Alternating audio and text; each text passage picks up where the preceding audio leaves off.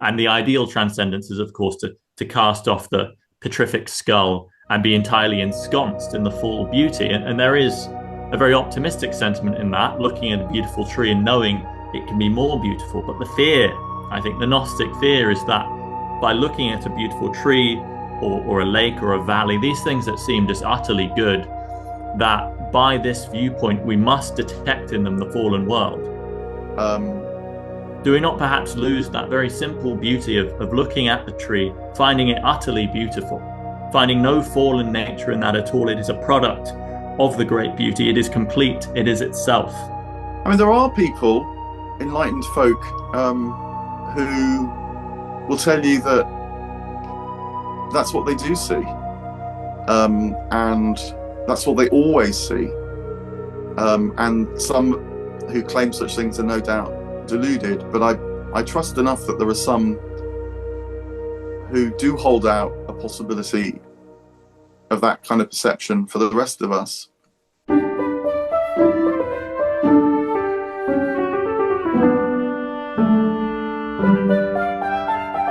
Solomon and Smith. You're about to watch a conversation between me, Milo, and Mark Vernon. Mark Vernon is a psychotherapist, an author, a former Anglican priest, and we're having a conversation about William Blake. We talk about Blake as a prophet, Blake as a mystic, Blake as a visionary.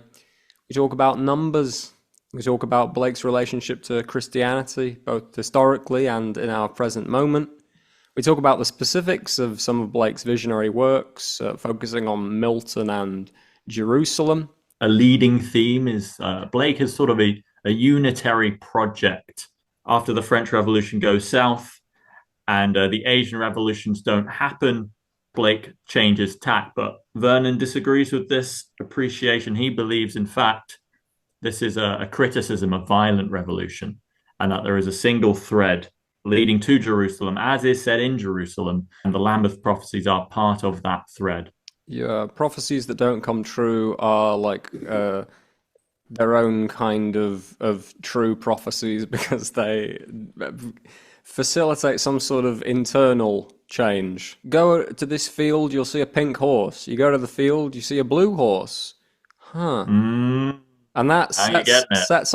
We talk about Blake's relationship to science, to the sort of crass, empty pseudosciences like physics, chemistry. Meaningless. Chemists typing furiously in the comments now. We have meaning in our work. We have meaning. No, you don't. No, you don't. We see through you. Yeah, chemists. Think of the great chemists. Margaret Thatcher, Xi Jinping, the list goes on. But we also talk about the one true science, mathematics, briefly. Not just in a numerological sense, though the conversation does begin with numerology. What does Blake have to say about J.R.R. Tolkien? Yeah. Several things, it appears. Several things. Won't tell you what they are now. What's the relationship between Blake and the Book of Mormon? What's going on there? They're both prophets, Smith and Blake. Did he write it? I don't think he did. But we'll raise the question here. Did Blake write the Book of Mormon? Was the angel that appeared to Joseph Smith William Blake? Find out on the show. The answer is no, but, keep watching. Yeah, keep watching, because you never know. We've lied before. Delightful news. The rumors are true. Solomon and Smith have sold out. You can now support us on Patreon. A link will be in the description. Also, as a pinned comment, just look down there. Wow. If you want this show to go on for eternity, and I think you do. There's think only you one do. way to make that a reality, people. Lots of gold, gemstones, rare minerals. I think this is the kind of thing we're looking for. Yeah. Digital fiat is... Rare earth rocks. Any of those. Yeah. So yeah, just send your rare earth rocks to us with the link below. Please. You get things. Please. You get things for it. Yeah, there's you rewards. do. It's not just spiritual. It is mostly spiritual, but no, also you material. get things for it. You get extra chat. You get to like talk to us over Zoom. Wow. I I can't even imagine that. What's it? Oh yeah, what on earth is that like? Salvation at a price. This is the first of 2 Blake chats that we're going to be having. I'll rephrase that. Going to be having. Disgusting. This is the first of 2 Blake conversations that are coming up on our channel. A sort of counterpoint conversation. An experience to this conversation's innocence will be uploaded shortly after this one. We could do it without Mark. Yeah. So, Jack, when did you first encounter Blake? When I was 18, I had encountered The Doors and Aldous Huxley's Doors of Perception earlier. I read the entirety of The Doors of Perception in a Waterstones. Very cheap. Very, very cheap. Put it back on the desk. On the shelf. Someone else bought that copy of Doors of Perception, took it home, and also read it without knowing I had already That man, William deflowered Blake. it. I had deflowered it. But my first actual encounter with Blake happened when I was an undergraduate.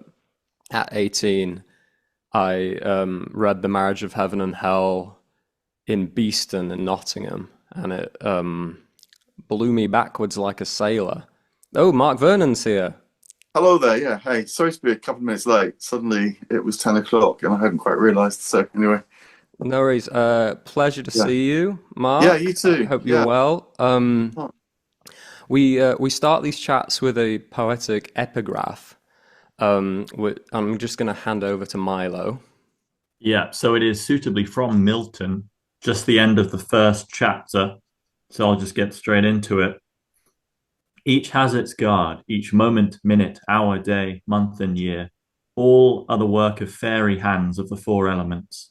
The guard are angels of providence, on duty evermore. Every time less than the pulsation of the artery is equal in its period and value to 6,000 years. For in this period the poet's work is done, and all the great events of time start forth and are conceived in such a period, within a moment, a pulsation of the artery. And I will leave it there. That's gorgeous. Yeah. It's 6,000 years. So all these strange specific details in Blake are quite beguiling.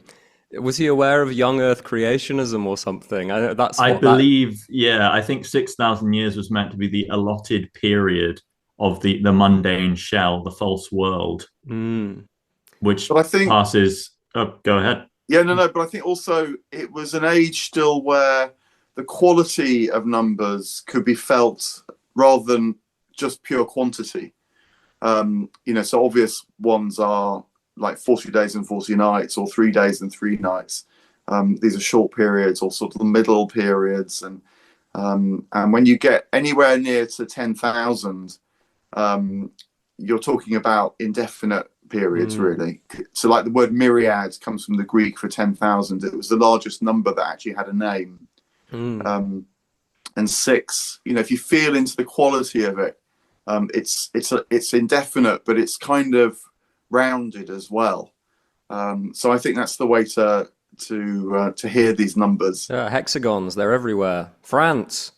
Jorge Luis Borges it said that his favorite title in all of literature was The 1001 Nights, precisely because 1,000 is a sort of stand-in for eternity, an unimaginably large number, and then you're getting a little bit more on top of that.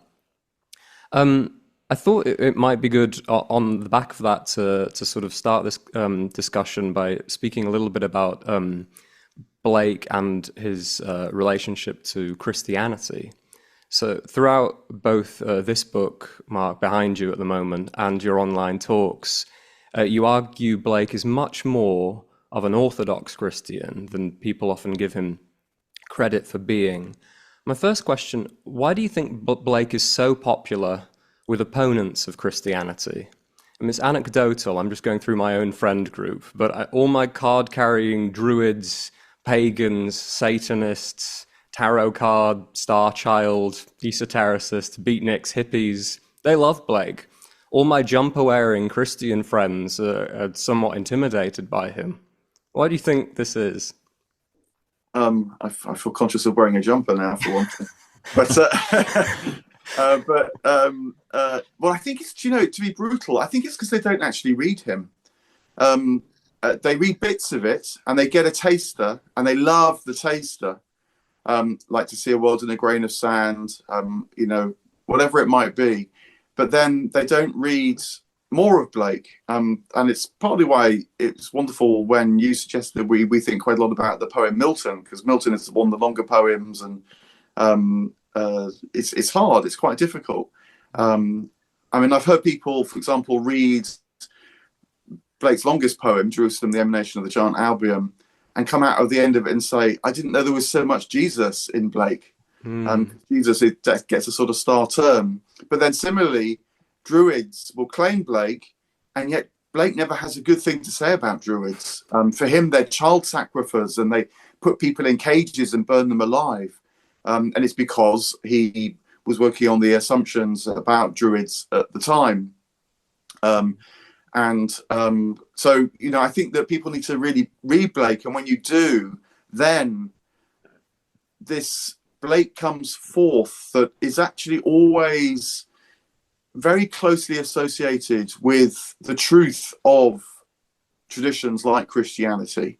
But when you come close to the truth of them, it's always fresh, it's always new, it's always not quite what you expected. And Blake's inspired in that way. He's speaking, through him speaks a divine source.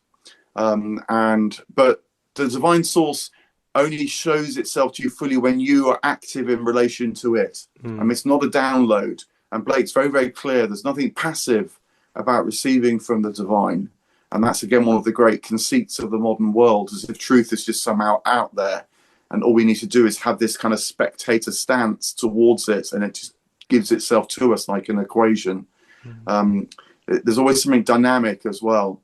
How do you think about all this sort of I'm going to use the word Gnostic themes, that overlaps with certain themes in sort of Sethian Gnosticism within Blake's mythology? I'm thinking particularly of this demiurge-like figure of Urizen.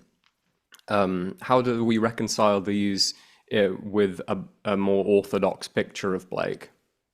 Well, Blake is criticizing deism in figures like Urizen and the Ancient of Days, these demiurgic figures. The perception that God is like a great engineer or a designer in the sky, or indeed a purveyor of secret gnosis, in the sense that there might be a code, or there might be a formula, a kind of book of the dead that you need to have up your sleeve in order to make your way through the world. The demiurgic figures are criticizing, they're like the Nobodaddy, one of Blake's famous words for this sort of reduction of God. And deism was very, very prominent in the Georgian period. It became atheism in the Victorian, so we tend to lose it now because it's just easier not to believe in God at all. But back then, because of Newton and the great extraordinary achievements of mechanistic science, God was thought to be, a player in that game too. And in fact, all sides, both the revolutionaries like Tom Paine were deists, George III was a deist, but Blake saw that, again, it takes away the living relationship with all things. And the word Gnosticism is a complicated word now, because it depends who's using it, really. St. Paul talks about the need for gnosis, and I guess many Gnostics would want to distance themselves from St. Paul. But Blake would certainly have been against the kind of Gnosticism that divided the material from the spiritual, which was really what got Gnostics most severely condemned in the early Christian period. When, like in the Gospel of Judas, for example, Judas realizes that he's on the wrong side of that divide.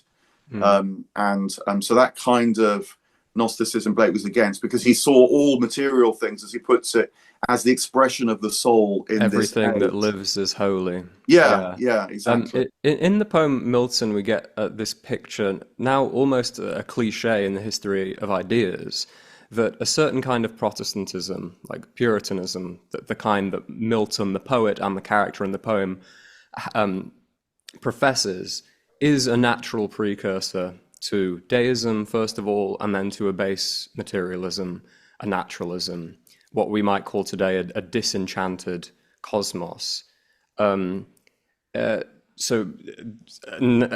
It's in Max Weber and various other thinkers, but this idea that Protestantism is naturally a slide that leads to this disenchantment. What do you think of this idea in general, Mark? And do you think that this disenchantment of capitalist Northern Europe has the Reformation or Reformed theology as its root spiritual cause? I think there's a lot in it. No doubt there's always more at play than you can quite perceive. But certainly, I was very struck once reading a scholar who pointed out that in the 1520s and 30s, two very dramatic things happened. One is that suddenly everyone started printing catechisms, both the Protestant churches and the Catholic Church, in response. So suddenly, really within a generation, even across, easily experienced across the course of a lifetime, what mattered was what you believe in a propositional sense, which had never really existed before. In the end of the 15th century, virtually no Christian would have ever said the word "I believe" or "credo," because it's what the priest said in some distant sanctuary as you were making your devotions to your saint, or dowsing yourself from the local well, or taking part in the local festivity. It would have been bizarre that within just 2 or 3 decades, suddenly what you said after you said "I believed," on that stood or fell your eternal damnation. Yeah, gosh, in And so I think that 1500 years. there are these very, very profound shifts that occur. The point about "I believe" is that then individualizes, which means it divides and fragments. There's not a shared sense of humanity anymore. You, as it were, are on your own on that divine stand, being judged. And I think that therefore that disconnection spreads right throughout the whole of the imagination of certainly Western European minds, and Northern European minds, perhaps one should say. It's these things are slippery. There's always variance. But that disenchantment in some way or other sort of follows when the whole of the living cosmos is kind of sucked into the skull, what you say counts for more than anything else. Yeah. On the other hand, it's kind of interesting that Blake, in a way, owes the kind of environment that could produce a man like him to the Reformation. And I think he finds a lot of forebears, kindred spirits in some of these radical Protestant sects, especially during the Civil Wars. Quakers most famously, but also the Diggers, the Ranters, the Muggletonians. And it feels necessary for a man like Blake to be in an ensuing liberal society. The liberalization of society that comes through the Restoration seems like something that is indispensable when creating such an eccentric person. It's much harder to imagine, for example, a Catholic, French, Spanish, Italian Blake. He needs this liberal, capitalist, mechanical environment created indirectly by Puritanism, by Protestantism, both to rage against as a creative impulse, but also as a baseline, tolerant environment to accommodate his unusual character. I mean, I kind of know what you're saying, but again, I want us to reframe it, because I think Blake also always felt that there's something true happening in any particular time. So whilst he can rant against, the dark satanic mills, the rant is not ultimately to condemn, but is the imperative to see aright. What is right about Newtonian developments is the astonishing achievement of the Newtonian imagination to realize that the force that makes the apple fall is the same as the force that causes the moon to revolve around the earth. That symmetry is astonishing, and it has in it a kind of beauty, because it makes for a unity that wasn't previously seen. And when you're in a monotheistic frame, all kind of connections, especially when they're connections that are also diverse at the same time, they're finite things, therefore speaking of the infinite. So in a way, they are to see a world in a grain of sand. And Blake appreciated Newton in that way. And at the end of the long poem Jerusalem, Newton and Bacon and Locke are joining hands with Chaucer and Milton and Shakespeare, amidst the kind of arrows of intellect and the spears of delight that are tumbling from the heavens. And so they are redeemed for what they bring. But the trouble is that there's always the risk that you're so kind of overawed by the discovery that it actually contracts your vision. And so what happened post-Newtonian discovery was that figures like Locke start looking for the neat equation, the law that will define everything, government and morality and the workings of the mind and all sorts of things. And what's lost is the sense that this is connecting with the divine, which is what then the reaction brings in. And so all the kind of prophetic figures. But again, there's always this kind of play. Are they reacting against what they don't like? Or where's the point of contact with the truth again? And Blake, I think, is very brilliant at navigating that fine line. He doesn't hold back from trying to expose what's gone wrong, but he also never ceases to connect with what is struggling to be born in the modern period. So he's a very modern figure, you're absolutely right. But not just because he's ranting, but because he knows too that something wonderful has been born in our time. And I think that's increasingly important to remember, in fact. I'd like to just sort of swing back a minute to this idea of gnosis and this idea that Blake opposed the obscure codes of that kind of Christianity, that kind of religion, because it does strike the modern eye, perhaps as a little ironic, because you do have the theme in Blake of mystery, and which is in sort of classic Blake wordplay, also a tree, and generally a source of evil. And it occurs in a few different poems, and mystery is bad and represents, I suppose, maybe churchly hierarchy or the distance between your person and your God and all of these layers between it. Yet at the same time, today at least, those late epics are considered rather obscure and are often treated as this sort of difficult code to be unwoven, and all of these different words that overlay one another, and as though the truth is not evident, but you can really dig in quite a Gnostic way to find something at the bottom of it. And I wonder how, I mean, it's a classic Blake contrary, but how do we sort of make sense of that? A guy opposed to obscurantism and opposed to mystery, who nonetheless has created what is now a sort of cult of obscurantism of his own work. Can we get out of that one? I think so. But it's by going into the work more and more and more. Not trying to sort of sidestep it. I think in a way what Blake, I do, just to say, I know exactly what you mean. I mean, the much loved in some circles G.K. Chesterton wrote early in his life a biography of Blake, and made precisely this point. He thought that Blake was the kind of mystic who mystifies, and so rejected him as a result.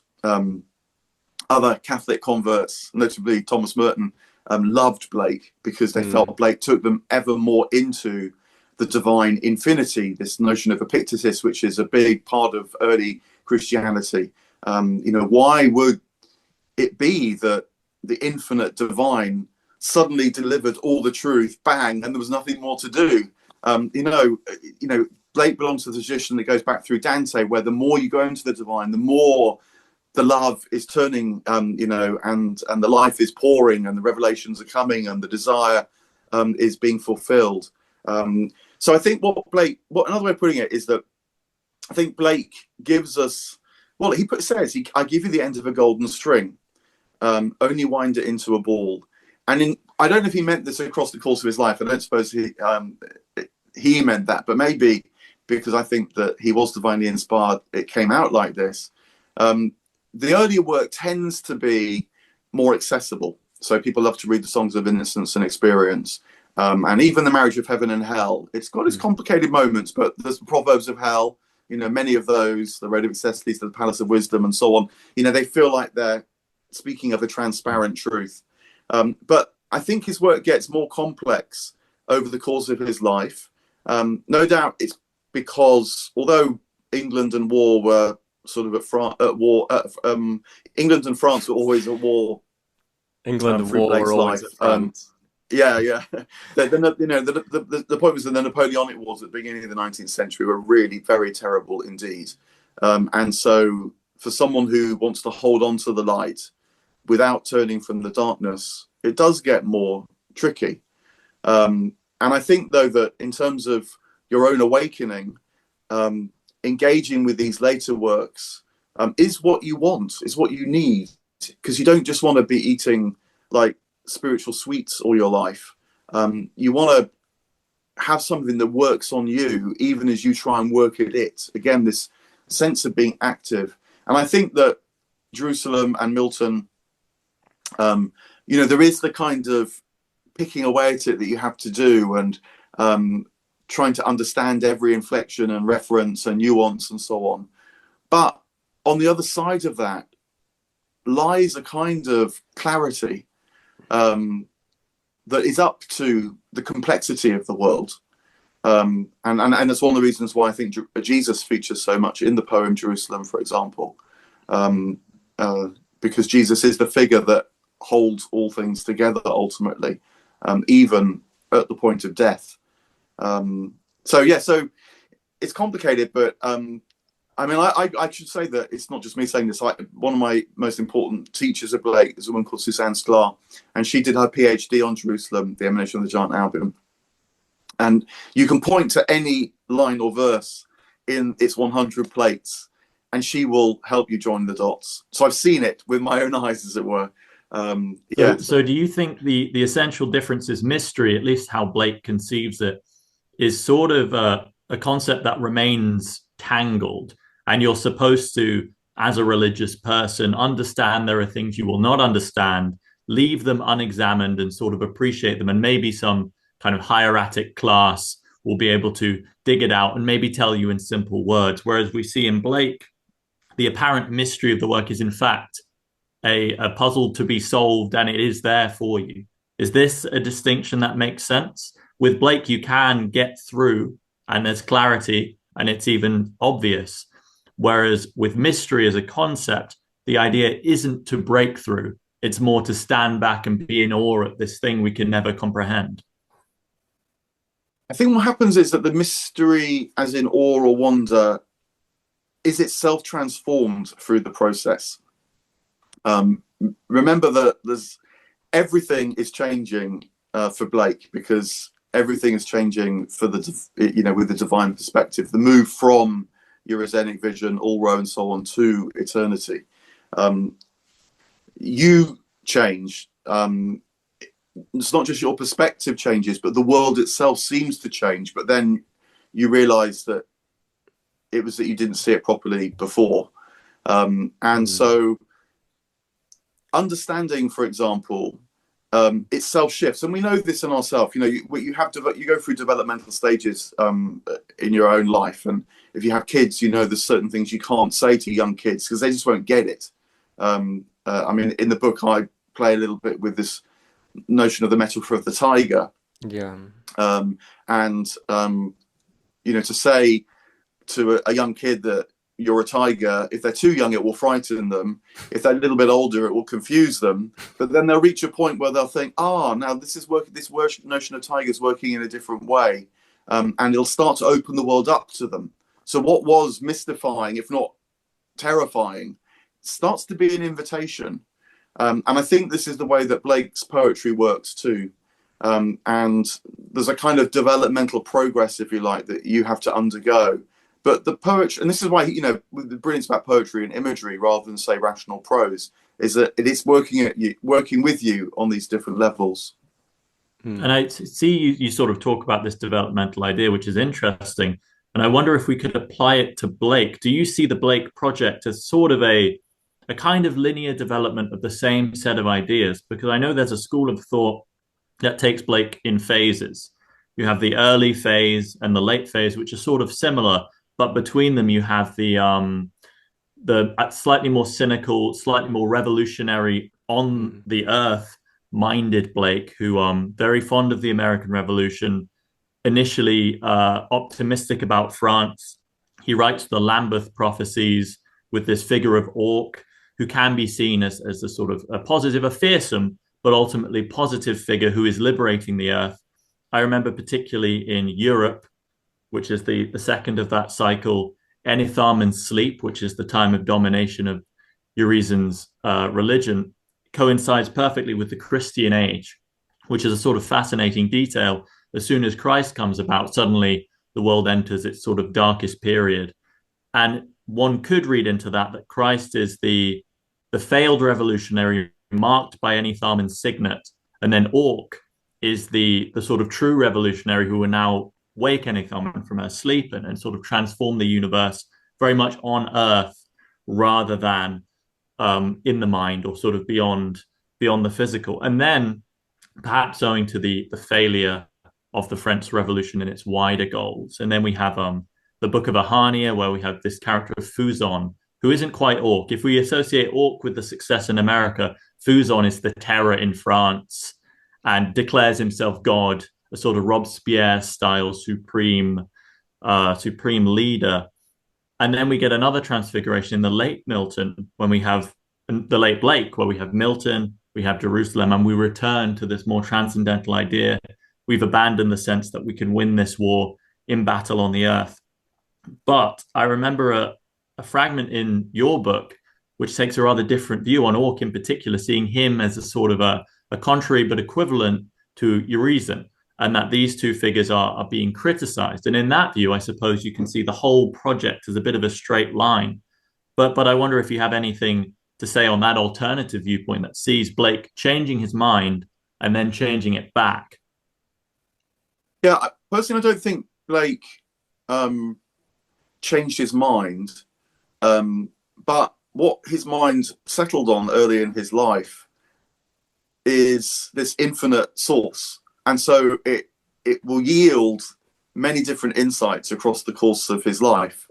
But you can feel a kind of fixed point. I mean, for example, one of the earliest things that Blake ever printed was this pamphlet that's got the title, "There is no natural religion." And that is something that he doesn't veer from. It's one of the reasons why he's so against deism, which he's railing against most fully right at the end of his life. And it also ends with this summary statement of the Christian incarnation. Therefore, God becomes as we are, that we may be as he is.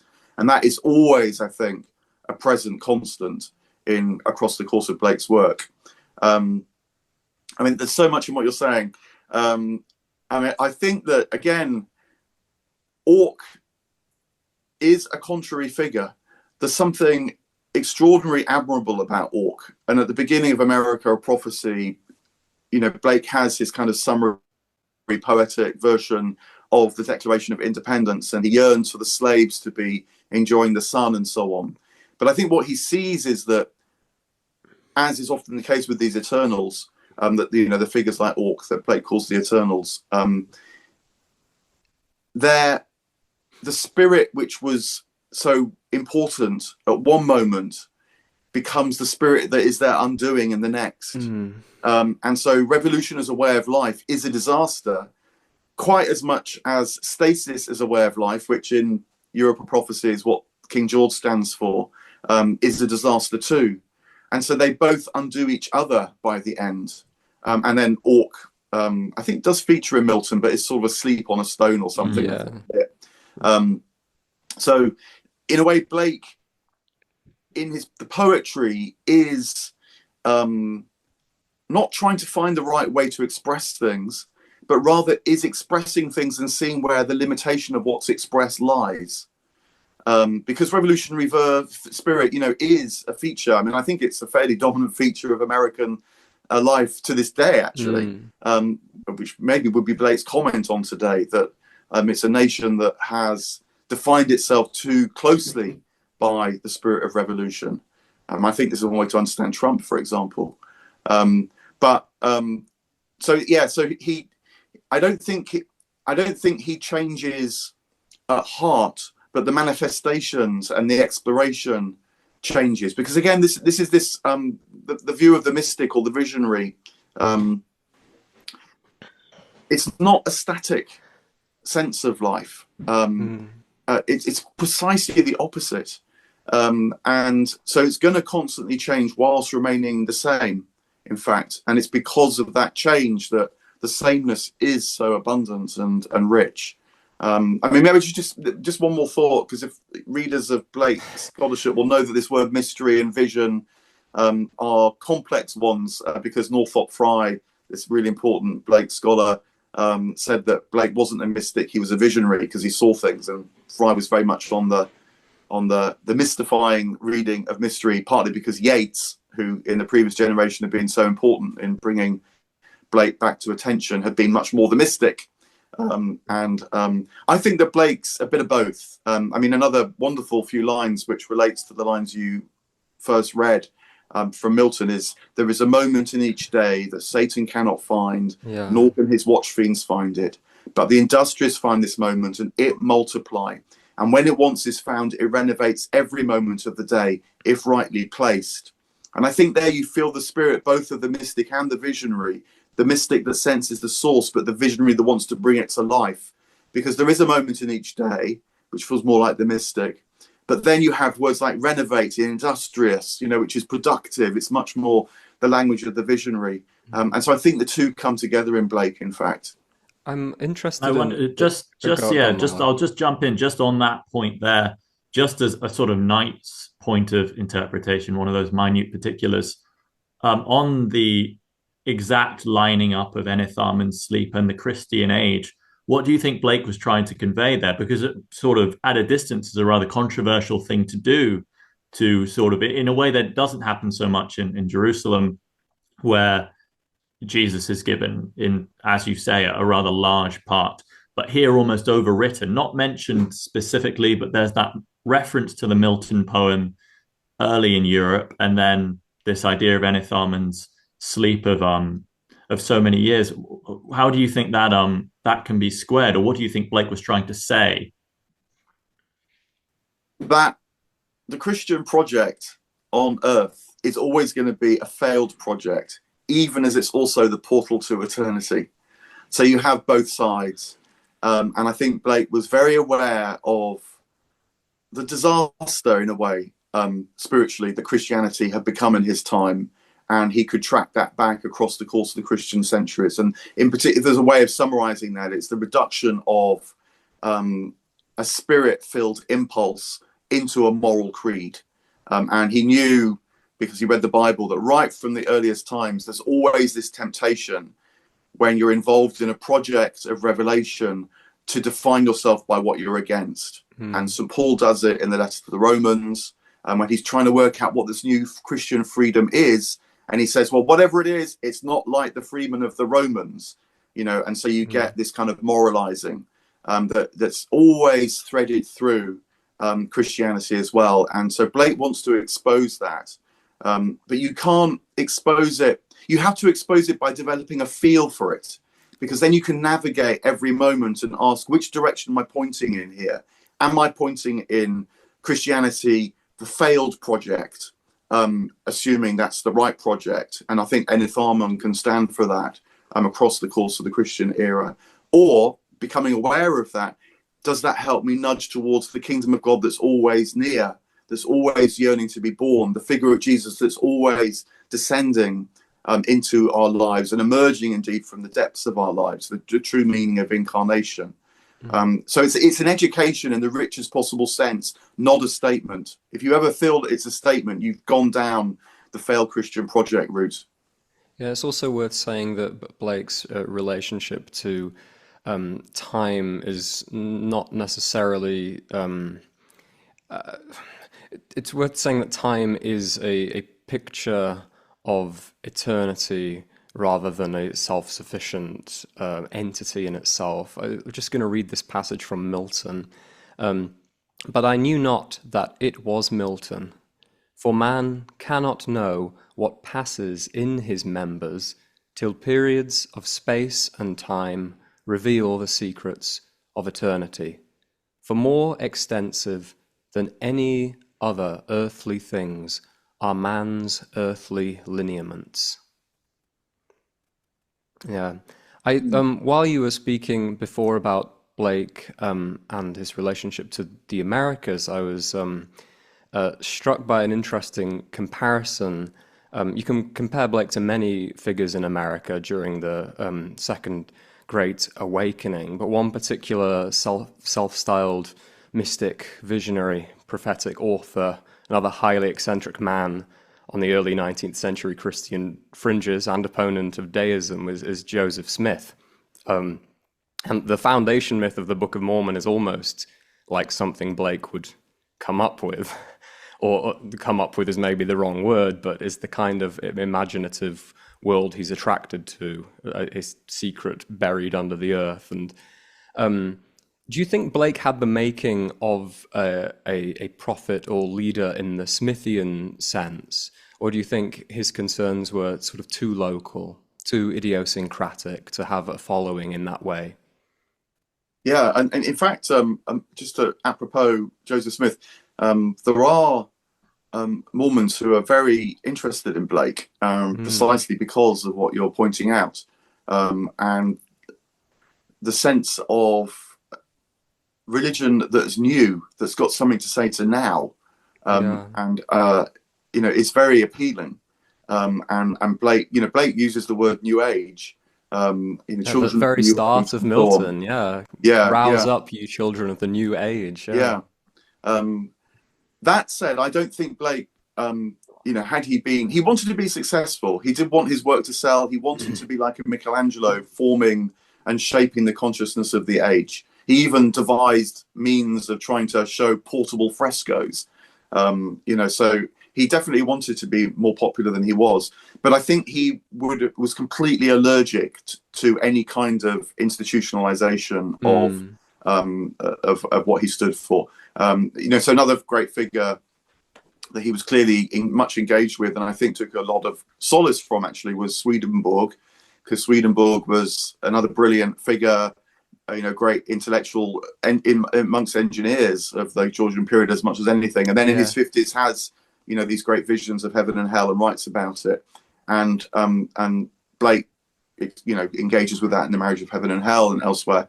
But I think he also the story is that he went to a Swedenborgian church, because after Swedenborg died, the temptation to institutionalize is too strong, and as it were, saw "Thou shalt not" writ over the door, and walked in the opposite direction and fell out with it. He was a prophet. There's again, across certainly the Judeo-Christian tradition, there's always this tension between the prophets and the priests. It's all through the Hebrew Bible, and I guess you need that contrary. Blake, though, each contrary, there's got to stand really strong for the energy really to work. If we're lucky, then at least much of the time you live in the field created by those poles, the energetic field created by those poles. And so, the spirit is moving you and not some sort of static version. So the short answer is that I know that Mormonism in the US is much admired because it did produce a fairly steady civic order, when many other parts of the US, the states, were still, places of outlaw. And so there is need for order. I much prefer to live in an ordered society. But that's one pole which we need, and we also need the revolutionary pole, if you like. I don't want to drive the comparison too far. I mean, the main reason is there's a radical difference in quality between the Book of Mormon and the works of William Blake. In a sense, it's kind of unfair, though, because Smith is much less well-read. He's much less cosmopolitan. He has much worse taste. But there's something about the sheer Tower of Babel, Fitzcarraldo, insane ambition of dictating this whole thing into the hat. I mean, and my version of Smith, I suppose, is that he starts semi-consciously as a con man, as a deceiver. There's some cognitive dissonance going on, but after spending 2.5 months with his head in the hat, reciting 8 pages of this pastiche KJV prose, I think he really came to believe that his imagination was not of earthly origin. While he knows in some sense the plates are not there, I think he begins to ask himself, well, how else can I possibly be doing this?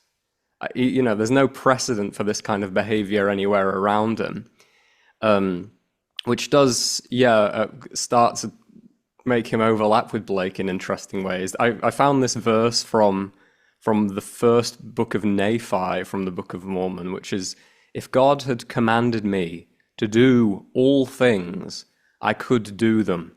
If he should command me that I should say unto this water, be thou earth, it should be earth. And if I should say it, it would be done. So language creating reality. Everything that can be imagined is an image of truth, I think is the line from Marriage of Heaven and Hell. Yeah. Yeah, I mean, purely in terms of literary merit, the New Testament wouldn't pass much muster, to be honest. Maybe the Gospel of John, Luke is sort of, pretty reasonable everyday Greek, but much of the rest of it wouldn't. So I think what this would be the Blakean measure would be how productive is it? How expansive is it? Does this text lead people back to eternity? And Mormonism is a really interesting case in point, because it clearly moves many, many millions of people. And something is going on there. But I'm not a Mormon, and there are very particular things that I feel are inadequate articulations of the divine, for example. So I think that classic Trinitarian theology is more embracing than the 3 persons version of theism, which you have in Mormonism. So there's a discussion to be had there. I'm not just, this is not a kind of bland, everything's as good as everything else. Clearly not. You've got to do these much more subtle, but they're also, at the end of the day, clearer analyses, because it's about vitality, it's about life, it's discerning the spirits always. I'm curious, just to jump in there, and this is more probing Blake's view, but what was Blake's view on aesthetic quality as a marker of sort of visionary source? Is it true that the real sort of a divinely prodded imagination, the true access and not sort of false fancy, is then marked by superiority on the page? Because as far as I understand, Blake sort of saw his duty early on because of his obvious talent, and he thought this talent is in fact coming from somewhere else, or is being invigorated from somewhere else, or is an access to a deeper self, and that therefore it comes across on the page. And if I recall, his discussion of Isaiah in Marriage of Heaven and Hell sort of bends around the supreme quality of the work as evidence of its origin. And so you have all the later sort of textual critics who'll split Isaiah into all of its parts, whereas Blake sees it rather as the nature of the work. But I'm curious if this means in Blake there's this unity between aesthetics and ethics, which is to say, in beauty is truth. Absence of truth means absence of beauty. And obviously, the consequences there are significant when we see beauty in things that we know are not good. And is it the case that there is a lacquer of goodness on something that is evil? Or do we simply sort of deny Blake's idea and say that while beauty and goodness do coexist, they don't mean one another, they're not synonymous? But what do you think in terms of Blake's notion? How accurate is that? I think beauty is a very high doctrine for Blake. Beauty is eternal delight, he will say. And I think that it's complicated with the word ethics and morality, because I think he very much rejected the new forms of morality that emerged in his lifetime in the 1780s, which have now become dominant. You know, utilitarianism in London with Jeremy Bentham, and then deontology in Prussia with Immanuel Kant. So this is, you know, what's good judged by a kind of calculation or fiat, reason, or philosophic calculus, as Bentham put it. And I think that Blake was very against both those forms, because they take the human engagement out of the equation, quite literally. Your inner life no longer matters. What matters is what's being decided from without. And I think Blake thought that was a complete disaster, and I'm with him on that, actually. I mean, that's a whole other sort of rabbit hole we could go down if you like. But I think it explains a lot of what's going wrong today. And again, it's the tragedy of it. It is the desire to say something that's good and true, but it's completely misconceived from the outset. And so maybe this is also some sort of response to what you're saying, is that I think, see, the thing about evil is it's much closer to good than we're often inclined to suppose. I don't know, in some circles at the moment, there's quite a lot of talk about the Antichrist. And, you know, if nothing else is clear about this first notion of what might be the Antichrist, is that it's very hard to discern. It's almost as good as the truth. And Dostoevsky famously gets it with the Great Inquisitor, you know, who thinks he's doing a good thing, but ultimately can't tolerate Jesus's kiss. So I think that, you know, this kind of relationship between what's good, beautiful, and true, I think it does hold up. But, you know, we can only, I mean, as Nietzsche put it, you can only ask the questions that you feel you already can find the answers to. And so I think often with this, again, developmental notion, it may just be that we're not capable of asking the right question. And so we plummet for the wrong answer very often. And Blake, I think, can help us beyond that impasse. Yeah, and I think it is interesting, the notion of false beauty being then false truth, because it does seem to occur in Blake, especially later on, very frequently, with this character whose name I will pronounce Vela, possibly Vala. I'll go Vela, who does seem to represent the image of beauty and the allure of beauty, in a sense, kind of physical and sexual, but I think more profound than that, but is ultimately false. And I guess a question that comes up is, how does one distinguish between the veil of Vela or the divine truth, the real truth, when both are swathed in a kind of exterior beauty, if both are attractive to us? And again, we fall into the sort of the Gnostic position, where Blake exists at a curious angle, because he doesn't deny that there is beauty in the world. And he doesn't, for instance, he's not one of those Platonic sorts who denies sexual pleasure or sexual beauty, as long as it sort of connects to a greater spirit. So he's not entirely a reject from all worldly goods, which is an easier position. Because if you say all worldly things are corrupt, then you can easily distinguish between true beauty and false beauty. But if you think worldly things contain within them, all of them contain within them a spark of the infinite, then you get into trouble, because you don't know when you're encountering the veil or encountering the truth. So does Blake give us a guide to distinguish between when we're being led astray, as Albion is? And that is sort of, in his final version, the great fall is caused by this being led astray by the image of beauty. How do we know when it's the image and when it is really the thing itself? I mean, I think this is part of the education that Jerusalem, the emanation of the giant Albion, gives you. And you can track through the course of the poem what happens. I normally say Vala, but I mean, who knows what the correct pronunciation is, because we don't have Blake recording it. But I normally say Vala. You know, so for one thing, Vala is at first one with Jerusalem before Jerusalem divides, and Jerusalem is the heroine of the poem, and is the pivotal figure in whom the divine spirit stirs, and everything, as it were, turns around. But even within Jerusalem, then there is this aspect, Vala. And then Vala divides from Jerusalem. And then Vala has her veil, like you're saying. But Vala can use the veil in two ways. One is to conceal, so that all you see is the surface and you don't see the depth. But the other is to sanctify, because veils are put over things that are holy as well. And she does that too. And even in the act of division, there is the desire for reunion too, and hence the sexual comes in too. And so what Blake offers is not a clear statement, but an education that can lead to clarity. So all, as it were, facets of Vala and veiling are explored, so that you, the reader, when you come back from the mythology, are much more equipped to see how these things operate in the world.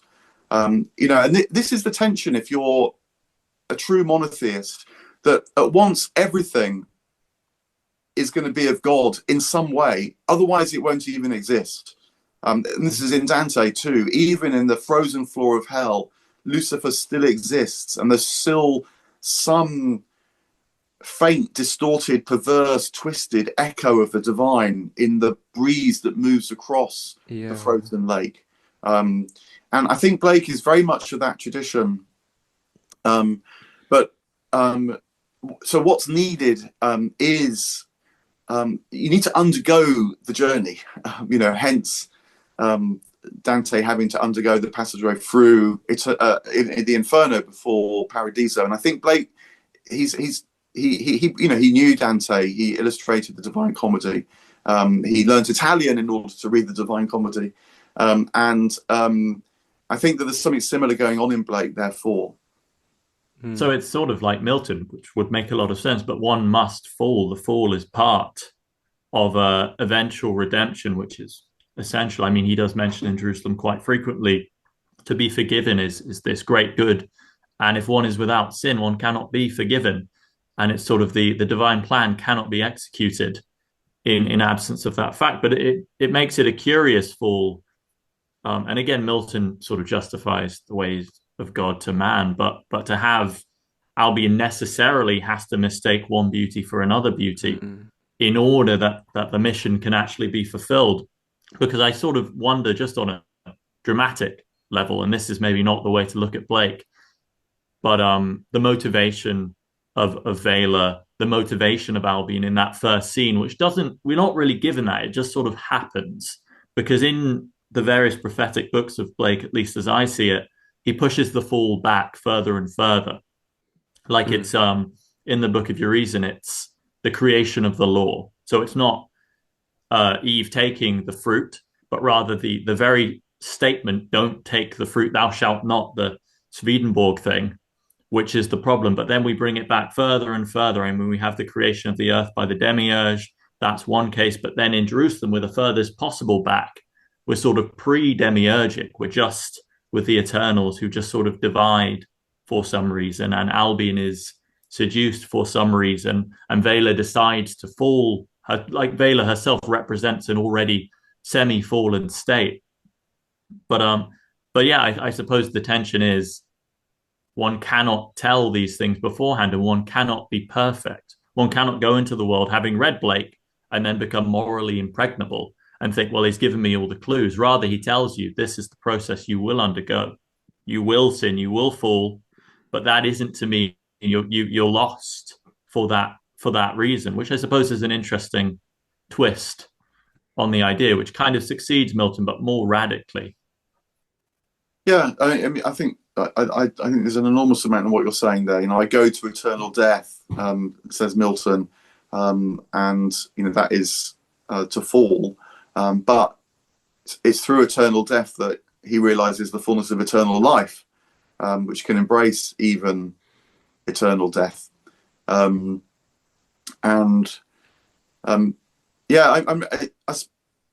there is the tradition in Christianity of Felix Culpa, the happy fault. And amongst mystics, you get this in Dante, you get this in Julian of Norwich. I think you get it in Blake.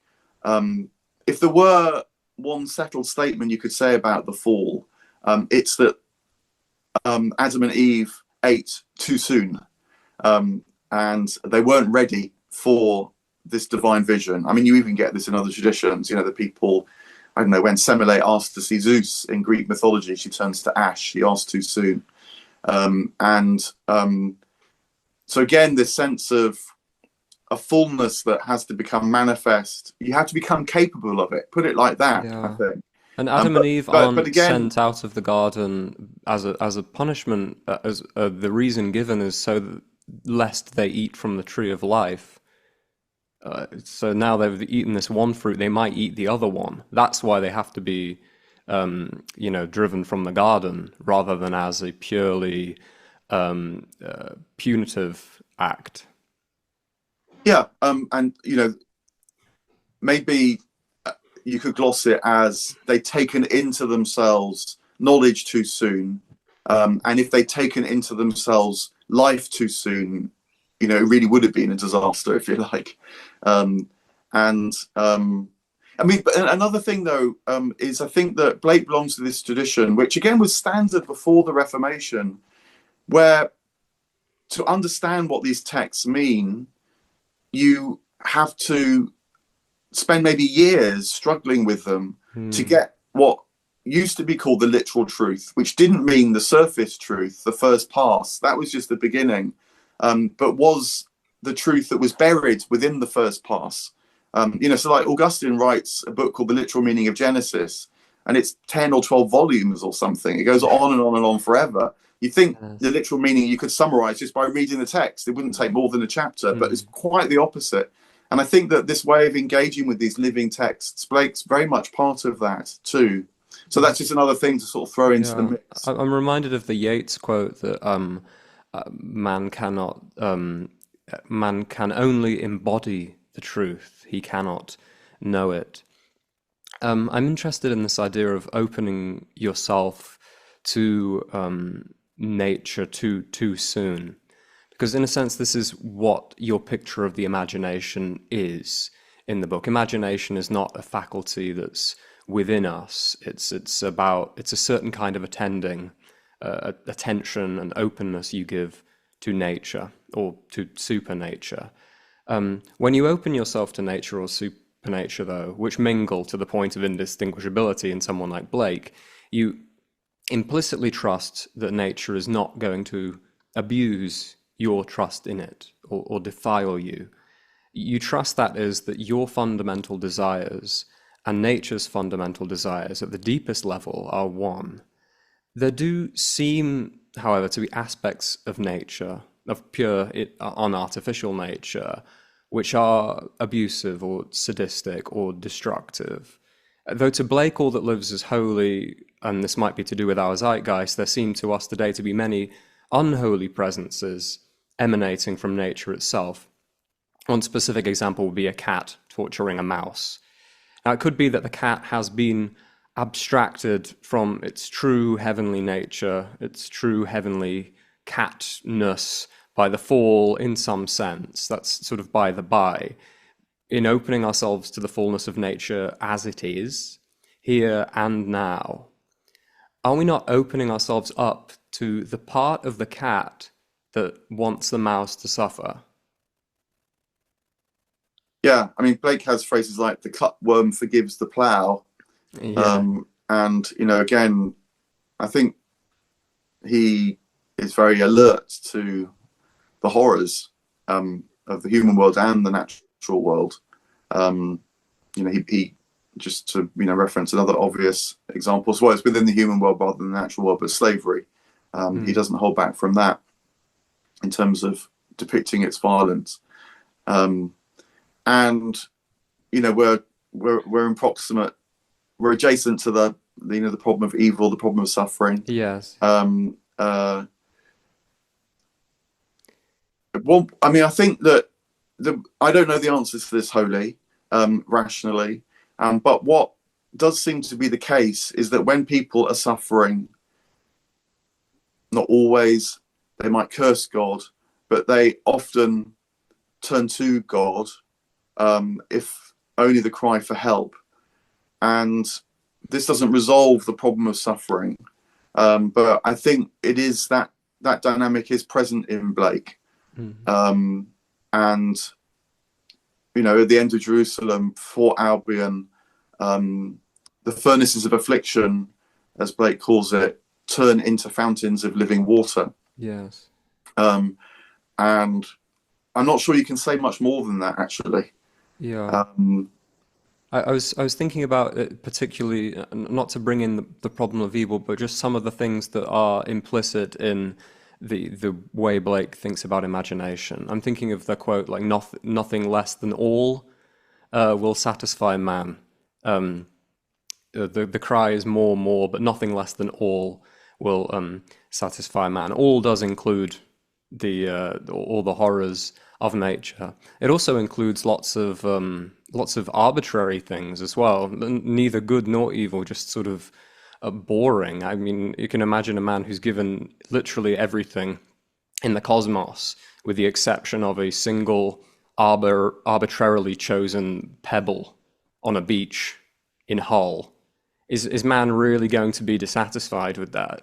You know, he's one with the angels, with the stars, and with the Elohim, and he's just going to continue trawling the entire cosmos and ennui until he finds this one, not even particularly impressive pebble, because without it, he's incomplete. Could we? Yeah, just to say a little bit more about that. I mean, it's another element that I think might be important is, Blake does depict between, much like he depicts between different levels of perception. So he does depict between different levels of, I don't know, human existence or natural reality. So there's particularly there's Babylon, there's Golgotha, and there's Jerusalem. And Jerusalem is the eternal city. And Blake's very influenced by Revelation, where, for example, it does say that the lion will lay down with the lamb and so on.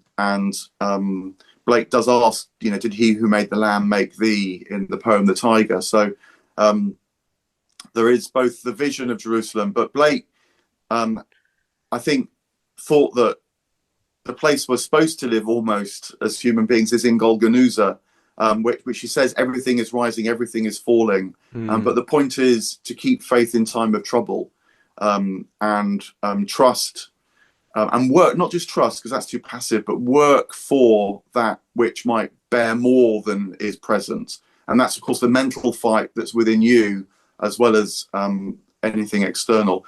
But you can fall into Babylon, and the world does fall into Babylon, which is when the divine vision is lost. So again, it's not a complete answer, but it is suggesting that maybe, apropos the discussion about mystery, there are things that lie over the horizon of our awareness, which we're very, very aware of, because the human mind, anyway, perhaps unlike the cat, does yearn to look over the horizon of awareness. But there's at least there's some space, I think, and so therefore some consolation in Blake for these otherwise intractable problems. I had an interesting sort of right angle from that point, but it does regard this sense of the beauty and everything, and really the way in which a Neoplatonic, maybe more accurate phrase here, but also Gnostic view of the world exists, and the extreme ones which we've already sort of dismissed, in which the physical world is wholly evil or ugly or falsely created by a demiurge. That's more extreme than Blake, but we nonetheless get the sense in Blake that everything around us is in some way at least dialed down. So we'll take the example of a beautiful tree, and even if the tree is beautiful, it is beautiful by the dint that it reveals something either within us or within the universe that we can see through it, filtered through. And as our doors of perception might widen somewhat, we can get more of that. And the ideal transcendence is, of course, to cast off the petrific skull and be entirely ensconced in the full beauty. And there is a very optimistic sentiment in that, looking at a beautiful tree and knowing it can be more beautiful. But the fear, I think the Gnostic fear, is that by looking at a beautiful tree or a lake or a valley, these things that seem just utterly good, that by this viewpoint, we must detect in them the fallen world. There must be something in that beautiful tree that if we are viewing things with kind of a Blakean open mind, we have to be disappointed in it, or at the very least, wish for more, which I think could create in a certain kind of mind a dissatisfaction. And maybe this becomes striving, which is good. It's energy, it's Golgotha, falling and rising, falling and rising. But do we not perhaps lose that very simple beauty of looking at the tree, finding it utterly beautiful, finding no fallen nature in that at all? It is a product of the great beauty. It is complete. It is itself. How do we sort of encounter that contrary or that tension? I mean, there are people, enlightened folk, who will tell you that that's what they do see, and that's what they always see. And some who claim such things are no doubt deluded, but I trust enough that there are some who do hold out a possibility of that kind of perception for the rest of us. Blake will say the fool sees not the same tree that the wise man sees. And so again, I think that, where you ended up there, this business of the polarities, it seems to me that there's always a temptation in religion to decide, to settle. And that way lies death, because it refuses the emergence of that which is to come, or that which always is, that is to be realized. And the point about poles is that you hold them to enter the field of generation, like the magnetic poles. I think Blake's very much borrowing. He doesn't use the word poles, he talks about contraries and opposites, but I think that he's using the magnetic science of the time. And field science is very different from Newtonian science, with corpuscles and so on. There's still quite a big tension in science to this day, how you describe reality. So I'm not quite sure if I'm answering your question, but maybe in the mix there is something that's useful. Could we pivot to the discussion of Blake and mathematics? I know there's a lot of discussion about Blake's relationship to the emerging other natural sciences, the lesser sciences like physics, chemistry, but there's little talk about Blake's relationship to sort of what seems to me the most rich and creative STEM field of pure maths. We started this discussion talking about numbers. Do we know how mathematically literate, if at all, Blake was? Did he know about calculus, for instance? He certainly knew Thomas Taylor, who was a translator of Plato, but also of Euclid, and was a self-defined Neoplatonist, so thought that you can't enter the heaven of the academy without knowing geometry.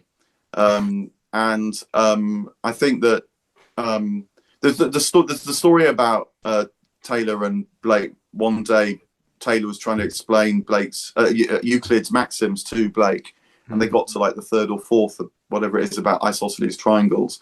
And Blake said, I don't need this proof. I see, the symmetry of the isosceles triangle and so on. And so I think that that numbers. My guess would be that Blake, maybe he always felt that numbers were a reduction when they were referencing quantities, rather than qualities.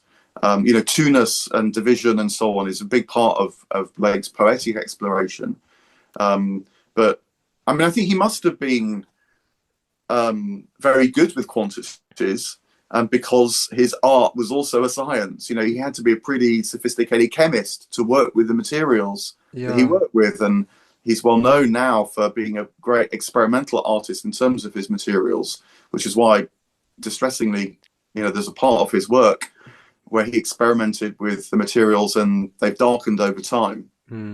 But copper and metals and acids and colors, you only have to go on I'm not an artist at all, but just to go on a workshop where they use egg tempera, and you immediately realize that the different colors have different qualities and they work differently on the flat surface. And so, but I think the way Blake related to that was not by trying to measure out the right amount, but was by knowing things as characters.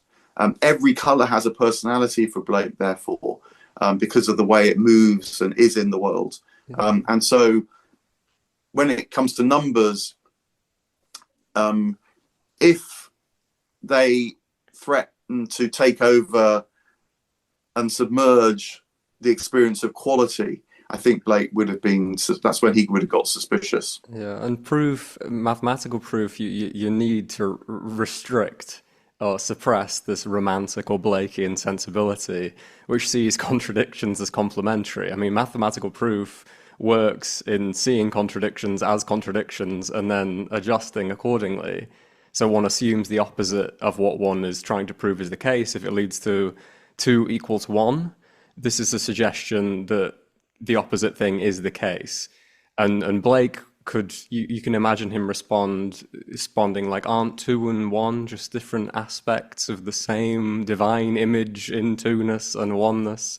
A response which would immediately kill that line of thinking, and thereby kill quite a lot of interesting, imaginative, and beautiful work.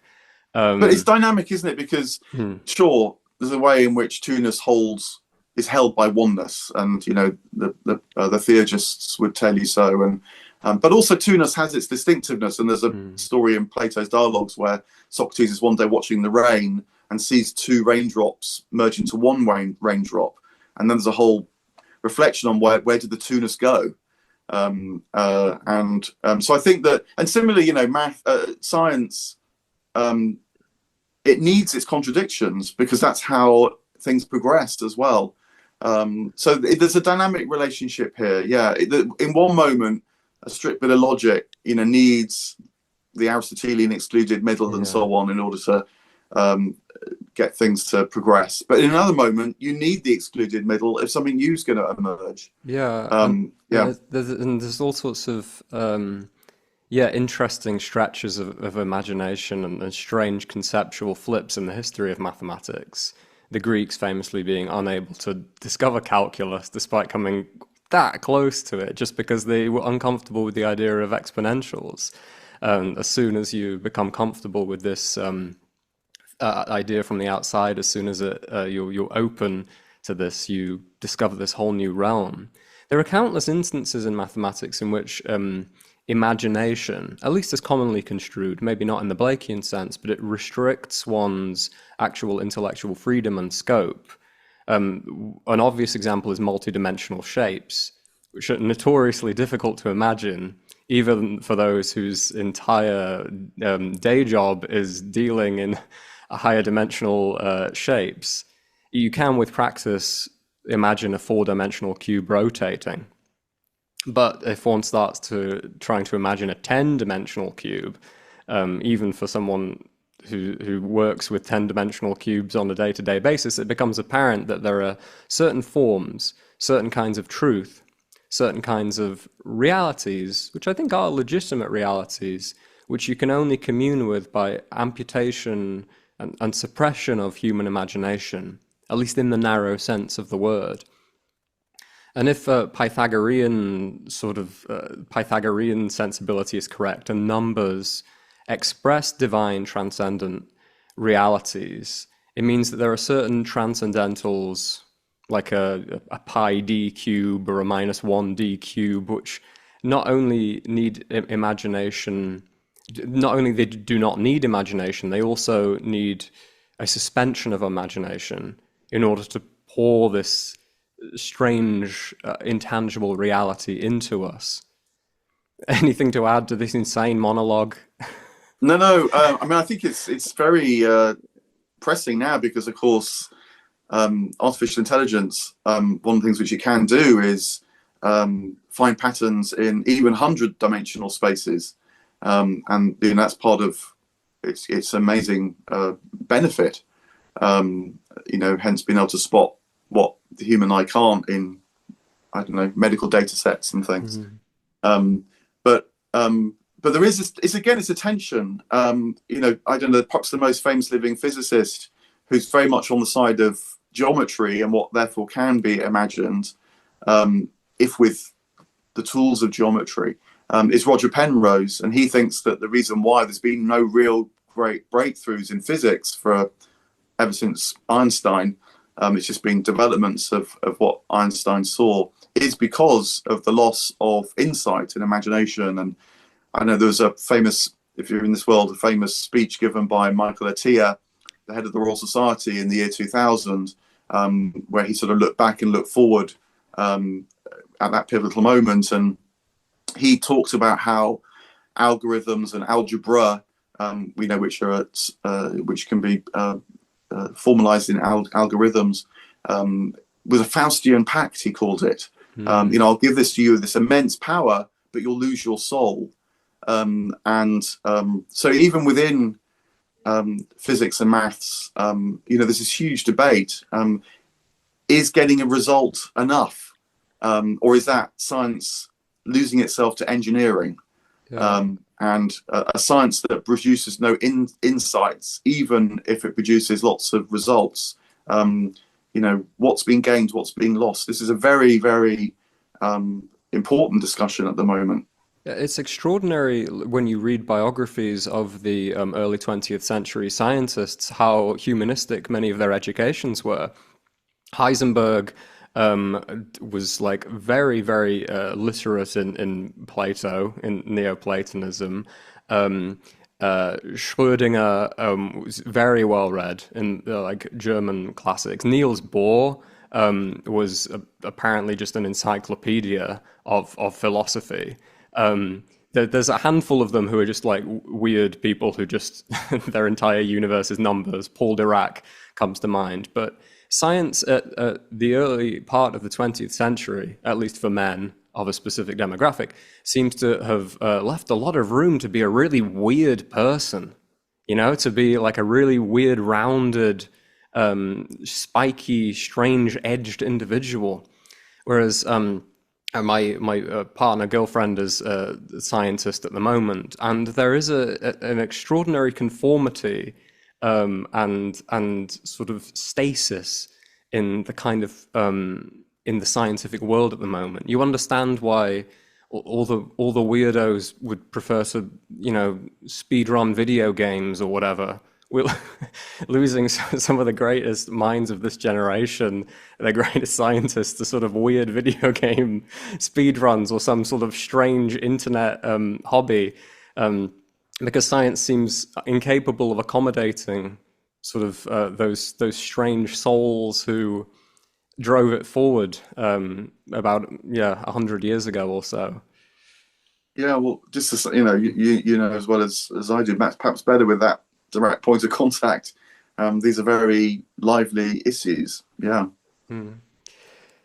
I have a curious point just to jump in on that with because we've got Blake as your kind of patron saint of anti-Enlightenment, and I'll be specific, the sort of materialist side of the Enlightenment, because I think easily to throw out baby bathwater, whole house, because of course the kind of liberalization of the Enlightenment, I think, rather popular with nonconformists. This is a step forward, but the scientific revolution contained within it certain asterisks, because as you say, Blake didn't reject Newton outright. It's more the way Newton looked at things. And perhaps had Blake known how sort of deeply religious, especially the late Newton's works were, his view may have been slightly ameliorated, because of course Newton spent so much time on theology and alchemism and all these things that may have chimed slightly more with Blake. But I'm curious about how Blake would have seen some of the later developments in the empirical science that he disliked, because of course he could leech off it, feed off it as he would. And I'm thinking specifically of the discoveries about the hemispheres of the brain, a sort of spectre and emanation of our own right there in the skull. And while Blake does take, of course, a spiritual, non-material means of expression, he does quite often use terminology that I would take as reasonably scientific. He frequently talked like the arteries in the passage I read. We get the nerves. Sometimes he refers to particular sort of Latin names for bones. I think in America or Europe, where the wings grew out of, or maybe this is the end of Jerusalem, somewhere. But so he has this rather technical understanding of the human body, and this may have derived from his training as an artist as well, in the time when obviously realism was the order of the day. But I'm curious, could you sort of imagine the Blake response to the dual hemispheres of the brain? Would he simply have said, well, I could have told you that, no need wasting your time? Or would this have been a fascinating kind of addition to hidden mythos and a real physical justification for the spiritual case? I think Blake always saw, like he saw anything material, as fundamentally a living manifestation of the soul. The body is the form of the soul in this age, as he says. And so he's very happy talking about nerves and blood and pulses and everything, because these are living manifestations of the divine, quite as much as the breeze in the air and so on, or the light falling from the sun. He sees things at all levels. The problem is when you see it as just, or nothing but. That's when he would worry. And I think with the brain, a couple of things to say here. I mean, my appreciation of this kind of neuroscience, and say the split brain hypothesis and so on, is always rather shaped by my own experience in a psychiatric hospital. I work as a psychotherapist and worked in a psychiatric hospital for a while, and clinical neuroscientists, I think, are very different from theoretical neuroscientists, because clinical neuroscientists, for example, know that if you, as I saw, are presented with, say, someone whose whole life is completely ruined by seizures, for example, they're happening many times a day, and that's why they've ended up, in a particular department of the psychiatric hospital. You could put a skull cap on that person, and about half the time, it will tell you absolutely nothing about what's going on with the person who is having the seizures, even right in front of you. As it were, the brain just looks completely normal. And similarly with people who are so depressed that they can't even get out of a chair, catatonically depressed. If you were presented with the brain scan of that one person and then a normal person, you probably couldn't tell the difference. So I think that the brain is a living organ, and that also means that what you take to your perceptions of it really matters. And in some ways, I think the theoretical neuroscientist has the luxury of shaping their investigations of the brain through the questions they want to ask of it. And so they find things relevant to their questions. Whereas the clinician, it's much more complicated. The brain surgeon, for example, will definitely want to know about what they're touching in the brain. But the patient will have to be conscious during the surgery, because it's not like this bit of the brain means this, so therefore we don't go there. You need to be constantly checking with the patient themselves when you're doing something very invasive like that. So the brain is a reflexive organ. I don't mean quite the same as neuroplasticity, but there's something like that going on. So anyway, it makes me wary of trying to secure perceptual nuance by nailing it to something material like the brain. I don't think that works in practice. And we live in an age where neuroscience, gets articles into newspapers and so on. If you can show a brain scan, hooray, it's tangible, it's objective, and all that. And there's some truth in that, of course. But I think you always need to just slightly hold back as well, because I think certainly with the brain, the level at which you approach it very much shapes what you see in it. And it's not called the most complex thing in the cosmos for nothing. So I think although Blake wouldn't have put it like that, I think he would have had sympathy with had he walked around as it were the labs of the neuroscientist, he would have seen that kind of critique. Right. So you think it's unlikely we would have had any Blake verses in which the hemispheres of the brain become metaphorical kind of kernels of various parts of the soul?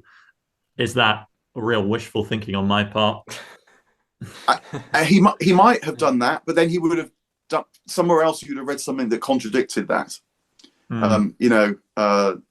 He would have talked about the right hemisphere as in a quite what intuition's not quite a Blake word, but anyway, whatever is associated with the right hemisphere. But then he would have had, those right hemisphered dreamers, blah, whatever as well. Songs of the left hemisphere and songs of the right hemisphere. Maybe, yeah. Yeah. Thanks so much. That's much nicer. Yeah. I was just going to add on to that because we're getting into sort of anatomy in a way, and the body is a very interesting thing in Blake because in a way, especially early on, but all the way to the end, the body represents the universal man. When he's talking about these sort of great epic narratives, he phases them with giants and often is very particular with the parts of the body. The arm is over Wales, the leg is over. The body becomes a geography of both Britain, the British Isles, but also the Levantine. But it always goes back to the body, this sort of universal thing. And in earlier poems, you get the human face divine quite often, and that quite Orthodox Christian notion that Christ was the incarnated God, and also that humanity, even before this, is the image of God. So we share a face, we share a body, the flesh idea, and this unites everything. This unites the divine and the human, makes them one. This is a classic Christian theme, but Blake takes it in a rather different direction, sort of, again, semi-Gnostic, with this notion, the skull almost as like a petrific prison. And we get, I think, in at least 3 or 4 poems, this image of the skull being made, and the upward turned nose turned down, and the sort of spiraled ears are carved out, and the eyes are globed, and then this kind of skull is built around them, and the tongue is shrunk up and hidden in the mouth. And we get this formula for restriction. And we can imagine a kind of bizarre looking homunculus Blake original man with these kind of upward pointed nose and huge massive ears and massive sort of globe eyes.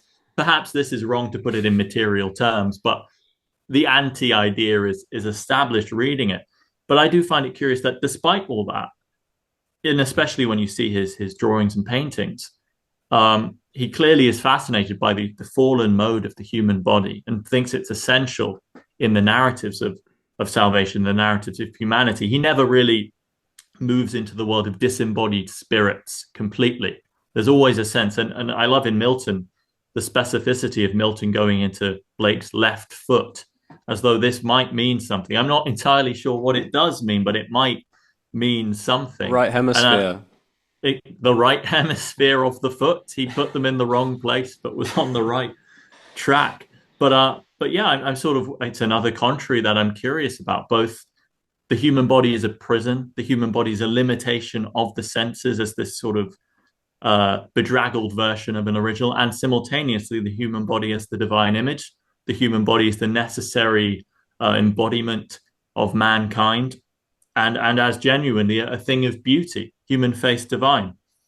Can we draw any lines here, or do we just have to accept 2 at once? It's a bit 2 at once. I mean, just apropos the left foot, Blake famously has that image of Milton falling like a shooting star into his left foot, but then 2 pages later in Milton, there's the same image with Robert, his brother, falling into the right foot. So what are you going to make of that? I mean, generally, I think that left foot is the uncertain foot and the right foot is the more certain foot, because when you step forward, you tend to most people put the right foot forward. There's even the phrase. So the left foot is the hesitant one, which might be mistaken, but might also be porous. So it has that duality again. I mean, you're absolutely right. I mean, I think you're probably, this is what you're thinking of, but in the Book of Mormon, there is this description of the body being formed. I think it's not Gnostic, actually. I think it's much more like modern biology. It sounds like a biology lesson. And I think that you're right, Blake would see the eyes as enormous because phenomenologically, as opposed to anatomically, the eyes are enormous. And so he's always aware of the experience of things from the inside, as well as how they might look in a more reduced perception of the purely physical. But then also the body, whilst it in the Book of Urizen, it is also a product of Urizen's stepping out alone, away from the other Eternals, and so is a kind of fall. But then loss. Actually, I think it's loss makes loss comes down, and it's loss, isn't it? And makes the body in order to reduce suffering, to contain things. So it's also a blessing as well. Yes, you got both sides. Yeah, well, you get those limits, which are quite curious and alluring of opacity and contraction, Satan and Adam, and it's repeated a few times, and it's sort of obscure immediately as to what is meant. This sort of ultimate bottom to avoid the universe just vanishing and becoming nothing. You need to have the minimum size, and then the non-translucence. And while there's a minimum there is no maximum. Things can be maximally transcendent and maximally sized. So you can always go up, but you can't go down. But again, it's the tension. While this is stated as a sort of blessing, the way in which it's delivered feels like, your senses are being closed up. And the word petrific comes up so often. You are in this stuck, fleshy cage. But I suppose the thing that maybe redeems Blake a little bit from the true horror stories of kind of demiurgic creation is the contradiction, is the fact that despite this, he still thinks it's beautiful. And I know in your classic Gnostic myth, man, and this is sort of unique to Gnosticism, in that man is greater than the creator, because the Gnostic demiurge breathes out his own divine sort of spark and gives it to humanity. So therefore, humanity has this thing the demiurge has lost, and therefore man can be beautiful in an unbeautiful world. But Blake, as is his tendency, seems to expand this idea to just everything. Everything contains the divine spark, and everything is also fallen, at least in this, touchy-feely world. But it's always just a curious seesaw. And 1 minute, the skull is a cage, and it's got this horrible bony head on it, and it can't get out. And then the next, it is the beautiful visage, it is the Albion, it is the Jesus, it is everything. Isn't this just true to life, though? Isn't this just what we experience? I mean, this is one of the moments as well where I feel the word Gnostic confuses more than it illuminates. If there were a word that I think more accurately captures Blake, I think it's hermetic, with the hermetic perception that when things are perceived truly, as above, so below, and so on. I think that's more closer to Blake. But even Hermeticism is this massively diverse tradition too, so it contains its own contradictions. Need to use some shorthand here and there, but naturally they were all massively internally diverse traditions, and Blake as a one-man tradition is enormously internally diverse as well. In your, I thought just one last thing while we were on bodies, just a very curious note about Blake, and perhaps in context it's a lot more obvious than it seems out of context. But Blake, and he wrote a few sort of comic lines on this in his eternal rivalry with Joshua Reynolds, a rivalry I share with Blake and so feel quite deeply. But he was a significant supporter of the Florentine over the Venetian school of visual arts, what he calls outline over the sort of patches and paint of Venice. Titian and this is rubbish. Exactly. That is, to quote Blake, Titian rubbish. And the sense of, he talks about outline and form as the kind of supreme measure. However, had one only been exposed to Blake's poetry, you might assume that color, atmosphere, and texture were more his vibe, less precise, more sort of feeling it out, emotionality, the color and the emotion of the work overwhelming necessarily. Because you think of the Florentine school represented by Michelangelo, Raphael, these perfections, all the anatomy is sort of perfectly accurate. Everything is doused in divine light. It doesn't feel, just from the outlook, Blakean, whereas I think some late Titian, while obviously doesn't look anything like Blake's prints, there's a sense of something else, a little sort of blurriness in the edges, a sense you can pull something out of that isn't immediately apparent. And my, I guess, pet theory is that the printing process that Blake preferred didn't really allow for that kind of a thick textural painty notion. in Titian and did allow for these very precise lines. And these lines are all over Blake's artwork. Can I just and quote? in I'm his just like to quote from Go for it. Yeats's essay on Blake because it's so relevant. The great and golden rule of art, as of life, is this: that the more distinct, sharp, and wiry the boundary line, the more perfect the work of art, and the less keen and sharp, the greater is the evidence of weak imitation, plagiarism, and bungling. Titian, what a hack! But just to get back on the track, that is interesting because I think Blake's poetry, while there is a lot of precision and there's a lot of these concepts that are stuck hard, there are also internal contradictions. In Jerusalem, famously have this Britannia, Jerusalem, daughter, emanation, wife. Is Vala an emanation of Luva or a division of Jerusalem? You can get into this eternally, and it does seem some of the joy in Blake is two things can mean one thing, and it's not set in stone. And yet, artistically, we get, I think with Raphael, things are set in stone very much. I think everything's credible. I think all of the postures work. And while Blake does certainly exaggerate outlines, his own human form and human images, they always have these big eyes and these kind of wooden faces and carven forms. So I wonder, can we make sense of this one, or is this really something more contextual, more about the Royal Academy, more about Joshua Reynolds, less about the poetry? I think it is partly about Sir Joshua Reynolds. This man was hard to depress art and all that. An interesting figure amongst the contemporaries of Blake is Hogarth, because Hogarth does have the line, and yet Blake felt ambivalent about Hogarth too, because he felt Hogarth was using the line to portray the mundane world, if you like, and maybe even Babylon, not even quite Golgonooza. So the line itself is not the line as a physical form itself is not the point. I think it's always leaning towards a kind of precision of perception, and that might well manifest in actual clean lines on the page, but it might not. Blake did paint with tempera and other. I don't think he ever painted with oils actually, but he did paint with these much more, these things you could more thickly apply.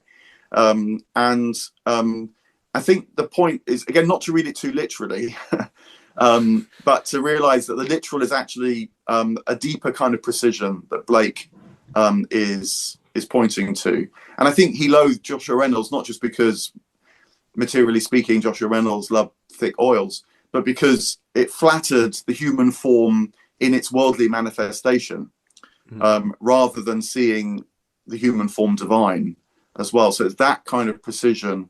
And you get that because, part of the distinctiveness of Blake is that there's always this aura of the numinous in him, both in his imagery and in his poetry. Even when he's describing something terrible, there's always this sort of sense that there's more going on. And so whilst that more might strike you as blurry and obscure and difficult, that's only because it's leading you to a more clear and precise vision, in fact. Precision too is known fully in eternity and not in this world. Yeah, and lots of Blake's most famous paintings are very textural, and I'm just thinking about it. The rock on which Newton is perched in Newton's Sleep is just... The rock has a very distinct outline, but that painting is largely about the texture of the rock. This strange underwater, marine-like, colourful splash of something that verges on abstraction. If you just made the boundary line of the painting and limited to that rock, it would just be pure abstract art. I suppose that's true of any artwork, though, if you zoom in far enough. Figure who Blake, I presume, knew but didn't comment on in What Survives Anyway is Turner. Oh, yeah. And I would have been very fascinated to know what Blake made of Turner, because, you'd think that Turner was painting eternity in light, or what Blake might have called eternity. And you might even wonder whether if Blake had looked at the techniques, so like, the white, the pure divine moon, for example, in Turner is often, certainly when it's a watercolor, it's just there's nothing there. It's not coloured, and so that might have appealed to Blake too, but we just don't know. I imagine there could have been some professional grievances, because I think in the last phase of Blake's life, when he decided give it another go as a painter, and he was thoroughly outmoded, and these new sports, Turner and the like, had sort of replaced him. So I could imagine. I mean, it's a curious thing. Nice segue just into Milton and Jerusalem. Impersonal indignance comes up quite a lot. Like Dante, he uses personal friends and enemies as metaphysical sort of players in his great game. Maybe Turner would have shown up, but we have Hand, the three-headed Hand brothers. We have Heil, certain others like this. I'm curious what you think this kind of means for the universal Blake, because Blake has such a universal feeling. I mean, people have read political allegory into his work with the wars with France, Louvain perhaps being France, Albion naturally England, but then you just have these personal enemies thrown in. And I have read some people think it deprecates slightly the work, in a way that some people find Dante, the weaker moments are those that are so concerned with his particular place and time and are not the universal wheel of fire or whatnot. And with Blake, how do we take the fact that his own rivalries, his own little grievances have taken such a large part of his mythology? I mean, I would go so far as to say there's not a moment of allegory in Blake. And he does say he's against allegory. And even when it looks at first pass like the figure is a personal enemy and the inclusion in this moment is a personal vendetta, there might be some of that going on. Blake is a fallen person. He says that, and he laments, "Oh, why was I born with a different face?" and so on. He laments how his genius, which he wasn't backwards at talking about, wasn't properly recognized as he saw it. Although I think by the end of his life, when the ancients discover him, there is more, reportedly anyway, a sense of reconciliation.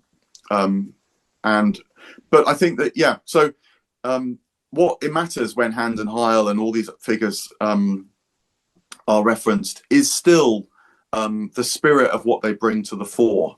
In Dante, at one point Dante asks, why am I to only write about either mythological figures or famous figures, i.e. ones that some of the historicity could be tracked down? And Dante's told it's so that this work becomes everlasting, so that it remains approachable. You can, as it were, do the detective work in order to find the spiritual truth coming through. I think the same is true for Blake as well. He doesn't say that explicitly, but if you think, oh, he's just having a dig at someone he didn't like, well, why bother reading it then? It's not your concern. But you do read it because it's saying more than that, in fact, I think. Yeah, and it might be built. Can I sleep now? I'm just going to take a quick pause. I'm just going to take a pause. Yeah, no problem. Yeah. Wonderful. Yeah. Let's badmouth Mark Vernon. It's all we can do now. Yeah. So that guy, Mark Vernon. I bet he likes Joshua Reynolds. Secretly. A secret passion for Joshua Reynolds hidden beneath the surface. I personally I think Renoir is a little bit worse. I think green. Everything is slime green, I should say. Yeah. It's just, what this needs? Some slime on it. Good idea, Renoir. Yeah. Slime it up. Yeah, everyone looks like just sort of disgusting fish in some sort of slime swamp. And some of his ones without people in them are look-atable. Just the fields, grass, trees. It's as soon as those pesky, big-eyed humans step in. Yeah, with their flippers. And the slime. Their sort of strange Renoir hand flippers. Yeah, I mean, the greatest work of Renoir is just creating his son. Yeah, that was a good one. Nice work. Really, whatever he was doing at the moment of conception, on point. You know, that really, you did a good job at I that believe he moment. was having sexual intercourse at that moment. We have no proof. We have We no proof. We can't have no prove counter it. proof. We can't. Yeah, exactly. Yeah, we'll leave But it. We need Blakean inspiration to discover this yeah, fact, if it is a fact. The thing with Reynolds that doesn't help him is because he used all these sort of experimental pigments. Almost all of them have lost their proper color. mm, So it's some of them, like there's that one in Berlin where the guy's face is just blue. This was not a sort of pre-Avatar discovery. It's just the other pigments have vanished, so we're just left with the blue guy. But he is the greatest artist Britain has ever produced. I'm just talking about Joshua Reynolds. All right.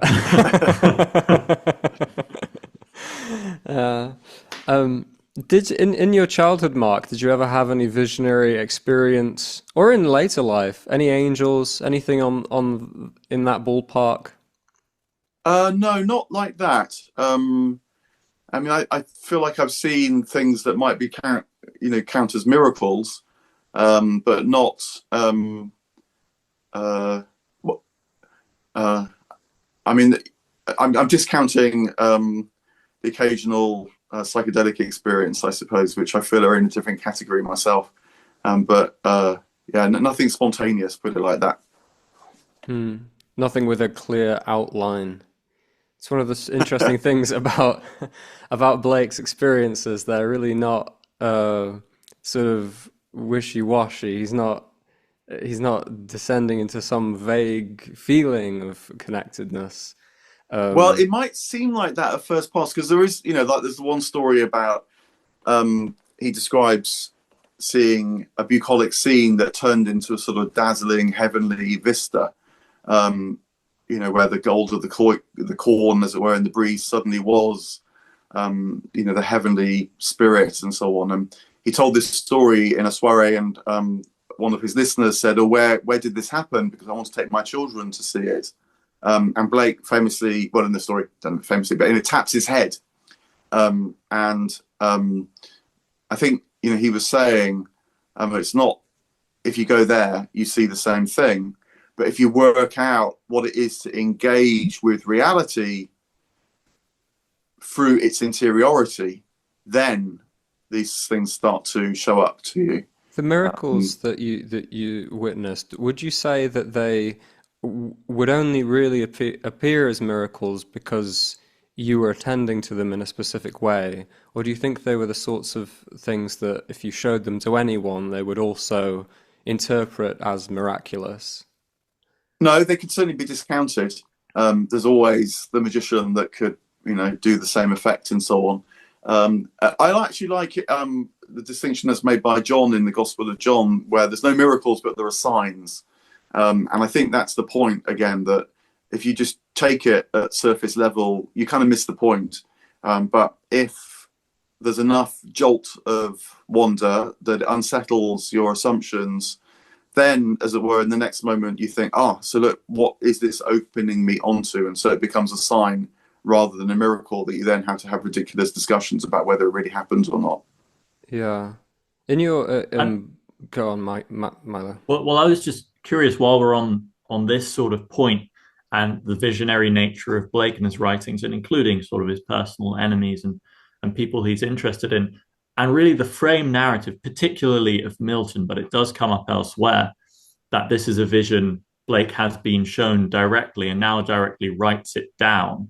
And how much we ought to take Blake on his word there, or how much this is a literary device, maybe in the way Ezekiel's a literary device or Isaiah's a literary device, in order to express what could still be in his mind or another's mind divine revelation. Or do we suppose maybe he does have these intense visions? The left foot was the left foot, and he had all of this dream, perhaps in not necessarily without will. Perhaps he closed his eyes and really thought about it, and this might justify some of the unusual inclusions, which is to say, well, this is what I saw. Or do we suppose, in fact, this is the frame? This is what he's built to express. This is the prophetic mode as it exists, and so one ought to have received it in a vision and then written it down exactly as you have. And there are various prophetic figures. We've spoken about Joseph Smith, but also the composition of the Quran comes in a similar way. It was spoken out, given to Muhammad, spoken out, written down. So is he appealing to genre? Because, of course, Blake did write in many classic genres. He isn't simply this sort of madman who scrawls in whatever form and meter he wants. In the beginning of Jerusalem, he justifies the meter he uses. He says, I won't use Milton and Shakespeare's blank verse because of X, Y, and Z. So yeah, can you speak on that at all? Yeah, I think that Blake's experience was common, it would be shared by other creatives, which is the sense that an idea arrives, but then you've got to do all the work to kind of manifest that idea. There may be sometimes exceptions, like John Lennon saying, a song arrived complete one night sort of thing. But even then, if I'd had that arrival, I wouldn't have been able to do what John Lennon did with it, because it's only because he spent his whole lifetime writing that he was able to receive it in that fully. I like the idea of Paul McCartney working secretly on Yesterday for several months, and then in order to establish a mystique for the song, saying, I just dreamed. Don't you recognize this? Doesn't this exist already? But didn't Paul McCartney say that it was so perfect, this song, he felt sure he must have heard it elsewhere? Exactly. He was worried he might plagiarize it. Well, he was worried that it was from somewhere else. But just, I like to imagine wily, cynical conman Paul McCartney secretly working very, very hard on Yesterday indeed. But also, see, what creatives will also say is that if a song arrives at the wrong moment, i.e. when you can't write it down, and then you want to return to it a week or two later, then it's sort of gone. And even you get these moments where the song then appears somewhere else. And as it were, the idea's got a life of its own, and it was going to find a receptive person to work with. You need to be born at the right moment. You need to be in the right band as well. I mean, if you're in Metallica and you dream and you get given the song Yesterday, sorry, wrong band. You're not the right people for this. Got the signals messed up. Or indeed, if you have like a full symphony sonata form thing come to you in your dreams now, unfortunately, there is just no culture for this anymore. You have to have visionary experiences which are communicable in some contemporary culture, cultural mode. I've been watching a lot of David Lynch recently, and he's someone who's lucky to have communications or some sort of visionary experiences that are profoundly communicable in this relatively new medium of film. But David Lynch, born 300 years earlier, would he have become a painter, or would he have just been... Yeah, you see what I mean? There's these, you need the visionary experience to coincide with a particular cultural moment, particular cultural forms, particular arbitrary things that do seem based on chance. Well, arbitrary, or history itself is a kind of divine unfolding. Yeah. So it's a number of things coming together.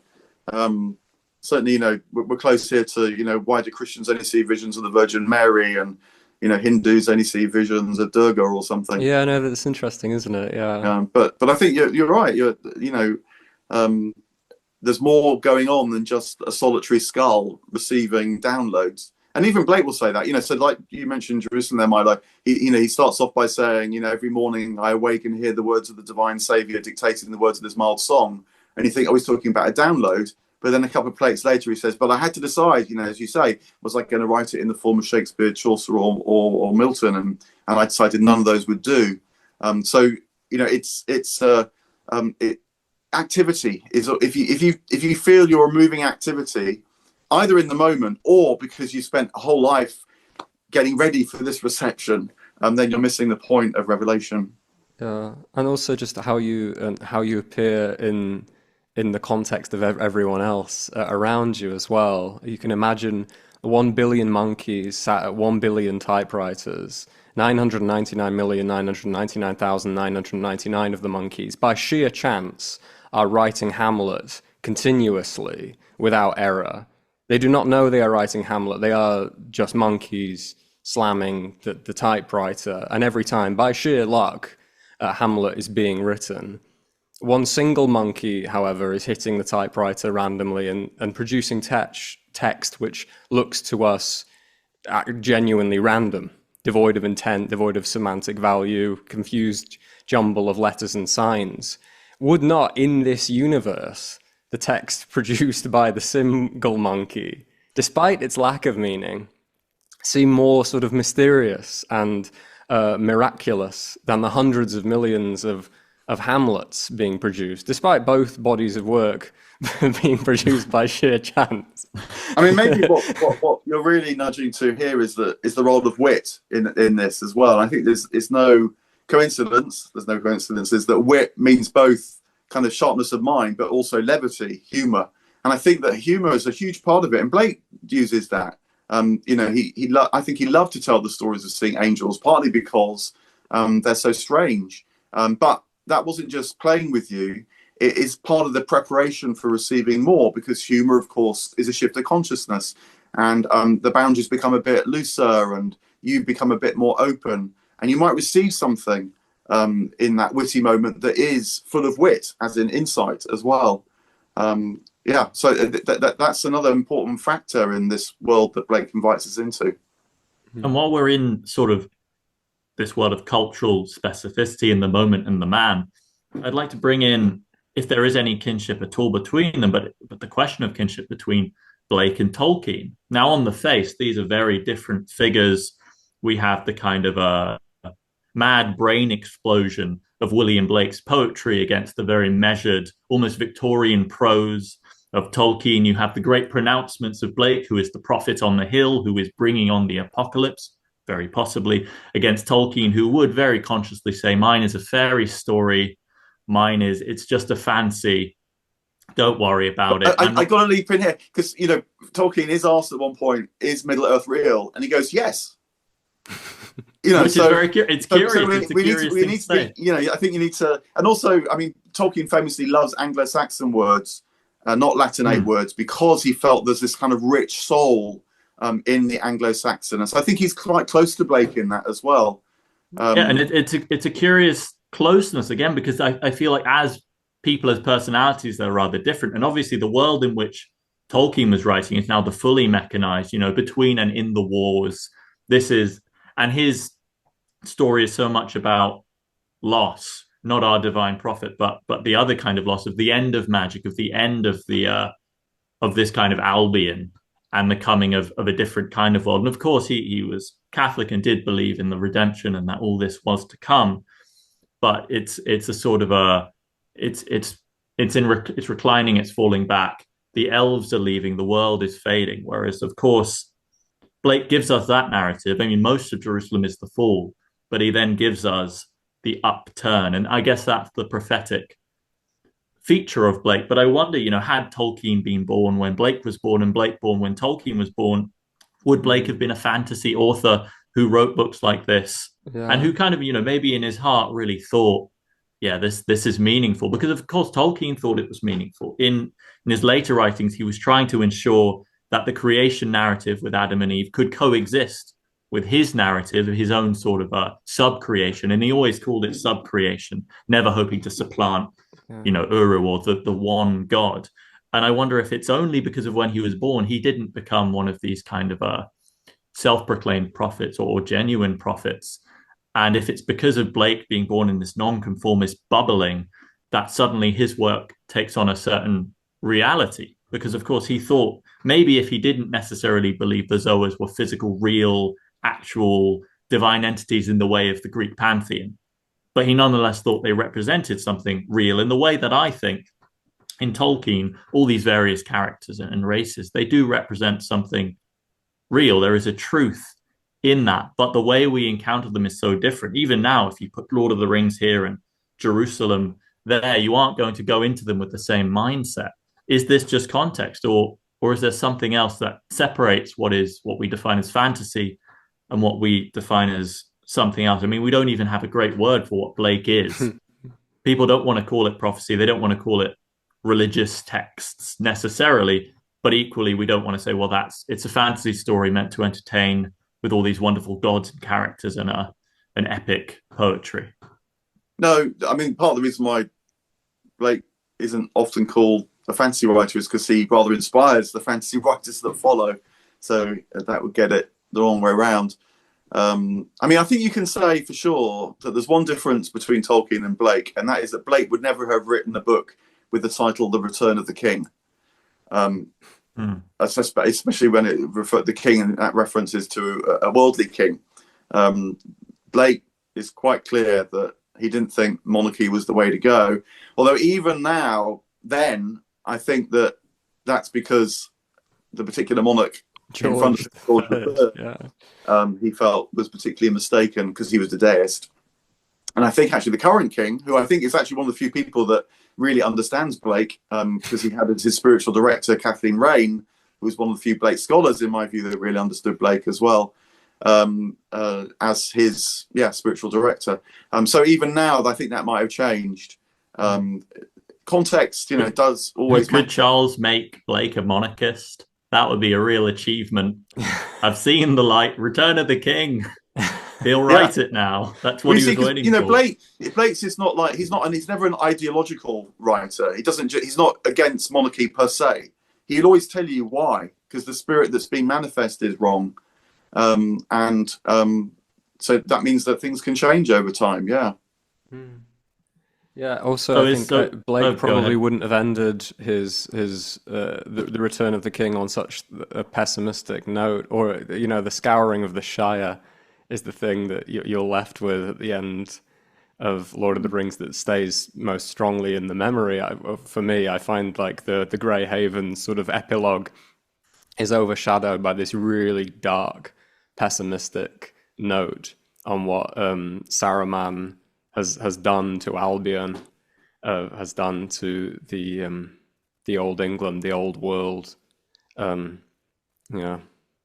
I mean, Blake certainly has different eras. He'll like the part of the reason why he's down on the Druids is because he thinks the Druids lived in a former era where a different kind of deism obtained. If you built a temple with big enough stones, then you'll reach the divine.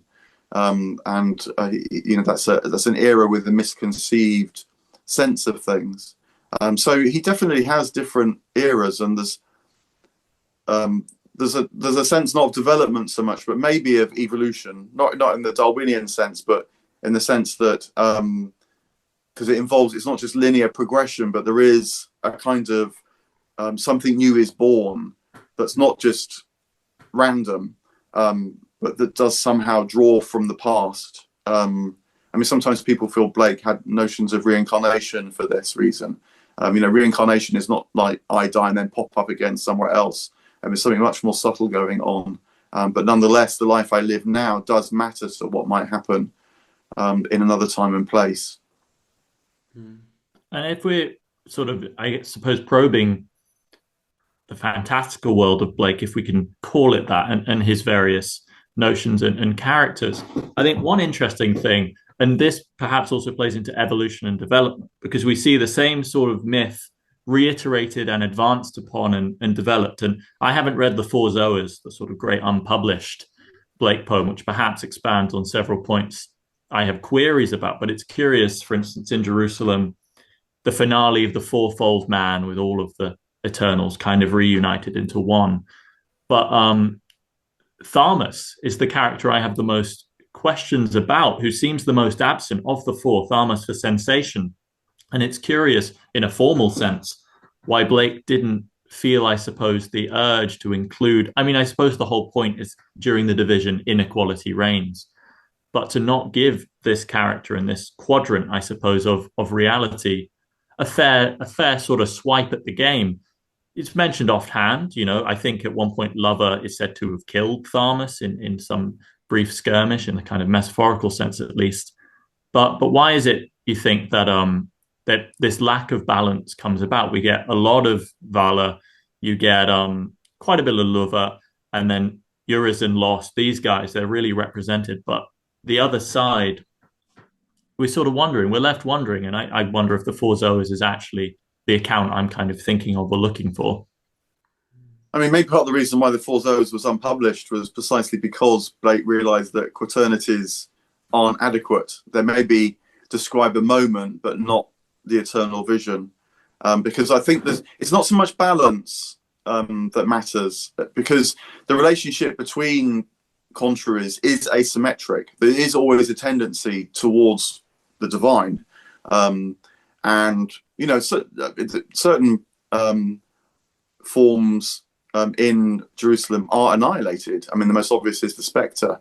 His pyramids of pride, it turns into the sand of the desert and all that. So I think some things do fall out of existence. Is it a comment on sensation, on Tharmas? Is sensation just less important than, emotion, than imagination, than reason? Is it in fact just the least of the four, and therefore isn't included so much in the epic narrative? Or my alternative, if this is a constantly developing mythos, had Blake lived another 100 years, would we have received ever larger or more updated or more refined versions of this myth? Or can we just see Jerusalem, that is the final statement? He has come upon the thing he was searching for. I think that he would have felt that Jerusalem was porous enough to bring as much of the eternal perception into poetic and imagistic form as he could manage. Although, there are later works like Job and so on, and which are different. They're not epic poems, but sometimes I wonder whether he would have regarded that, as it were, as his Summa rather than Jerusalem. But I mean, apropos Tharmas, I need to check this out to see whether this thesis really stood up. But I imagine what's going on is that, for one thing, you've always got to be a bit careful aligning saying Tharmas really means sensation, because I think Blake doesn't go in for allegory at all. But also it may be that sensation is absorbed into a wider perception, or, it's a bit like this thing about bodies. I think Blake is of the view, which again is standard amongst mystics, that all spiritual forms, all entities have bodies. It's just they have subtle bodies. They're not the gross material body. So it may be that Tharmas gets assumed into another body, but I need to check that out. But I think I wouldn't be surprised if we did check it out that also the four Zoas in the unfinished work called the Four Zoas, something different is happening to them in Jerusalem. And notwithstanding our qualifications about numbers, I think 3 and 1 are much more pleasing numbers to Blake at the end of the day rather than 4. Yeah, I always thought that the 4 thing was interesting in absence of 3. And I suppose there could be a whole other conversation had about whether the Trinity figures in Blake, if it does, how much it does, whether the fourfold is an alternative. Because, of course, the beauty of 4 is in the ordinal directions, which he gets in quite a lot. We've got north, south, east, west. These are all sort of equivalent. And he loves getting into those. You can cut a square into 4 equal squares. You can't do that with any other equilateral shape. Which is, I remember that we're talking about space and time when we're talking about north, south, east, and west, and so on. So yes. This is it's on the threshold of eternity, perhaps, but it's not eternity. I think we should wind slowly towards the end here, Mark. Thank you so much for making time. It's been really enjoyable. I think it would be nice to end on just a personal point. What was your first personal encounter with Blake? Which work was it, and do you remember any of your immediate sensations at the time? Look, just to say thanks for the conversation as well, and I think that this kind of dialogue is Blakean because it is trying to exist in the contraries and the opposition and enter the field always and see what emerges in the discussion. So I profoundly appreciate it, as well as it being pleasurable and enjoyable. So thank you. There's a kind of serious engagement, but also an open, playful engagement, which I think is really wonderful. I don't know when I first read some Blake. I mean, I'm sure we read some at school, but I don't really remember. He was just one of these figures, a bit like Dante, that I knew was one of the greats of the Western Christian tradition, but I knew was hard too, beyond an initial sort of taster. And so it was someone I always wanted to engage with. So I think that would have been a long period where it's like the marriage of heaven and hell. I know that's saying something, but what? And then it's actually a physical place that I do remember first beginning to open things up, because with another friend, got a bunch of folk and we went around different bits of London that are very relevant to Blake, like Primrose Hill and where he was born and where he died and so on, Soho and the Thames and other places, and read bits of Blake in those places. And it wasn't like suddenly there was a cognitive light went on and it all became clear. But I remember after that day feeling, I feel something that I just didn't before. There was something about the coming today of the poetry and the place and our physical moving, and maybe the shared experience of the day as well. That was, there was a chink in the cavern, to use Blake's phrase. Yeah.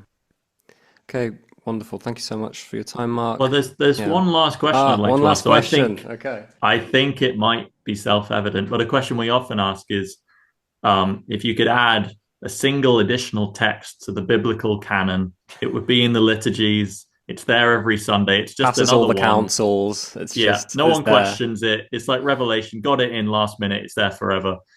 Which text would you be adding on?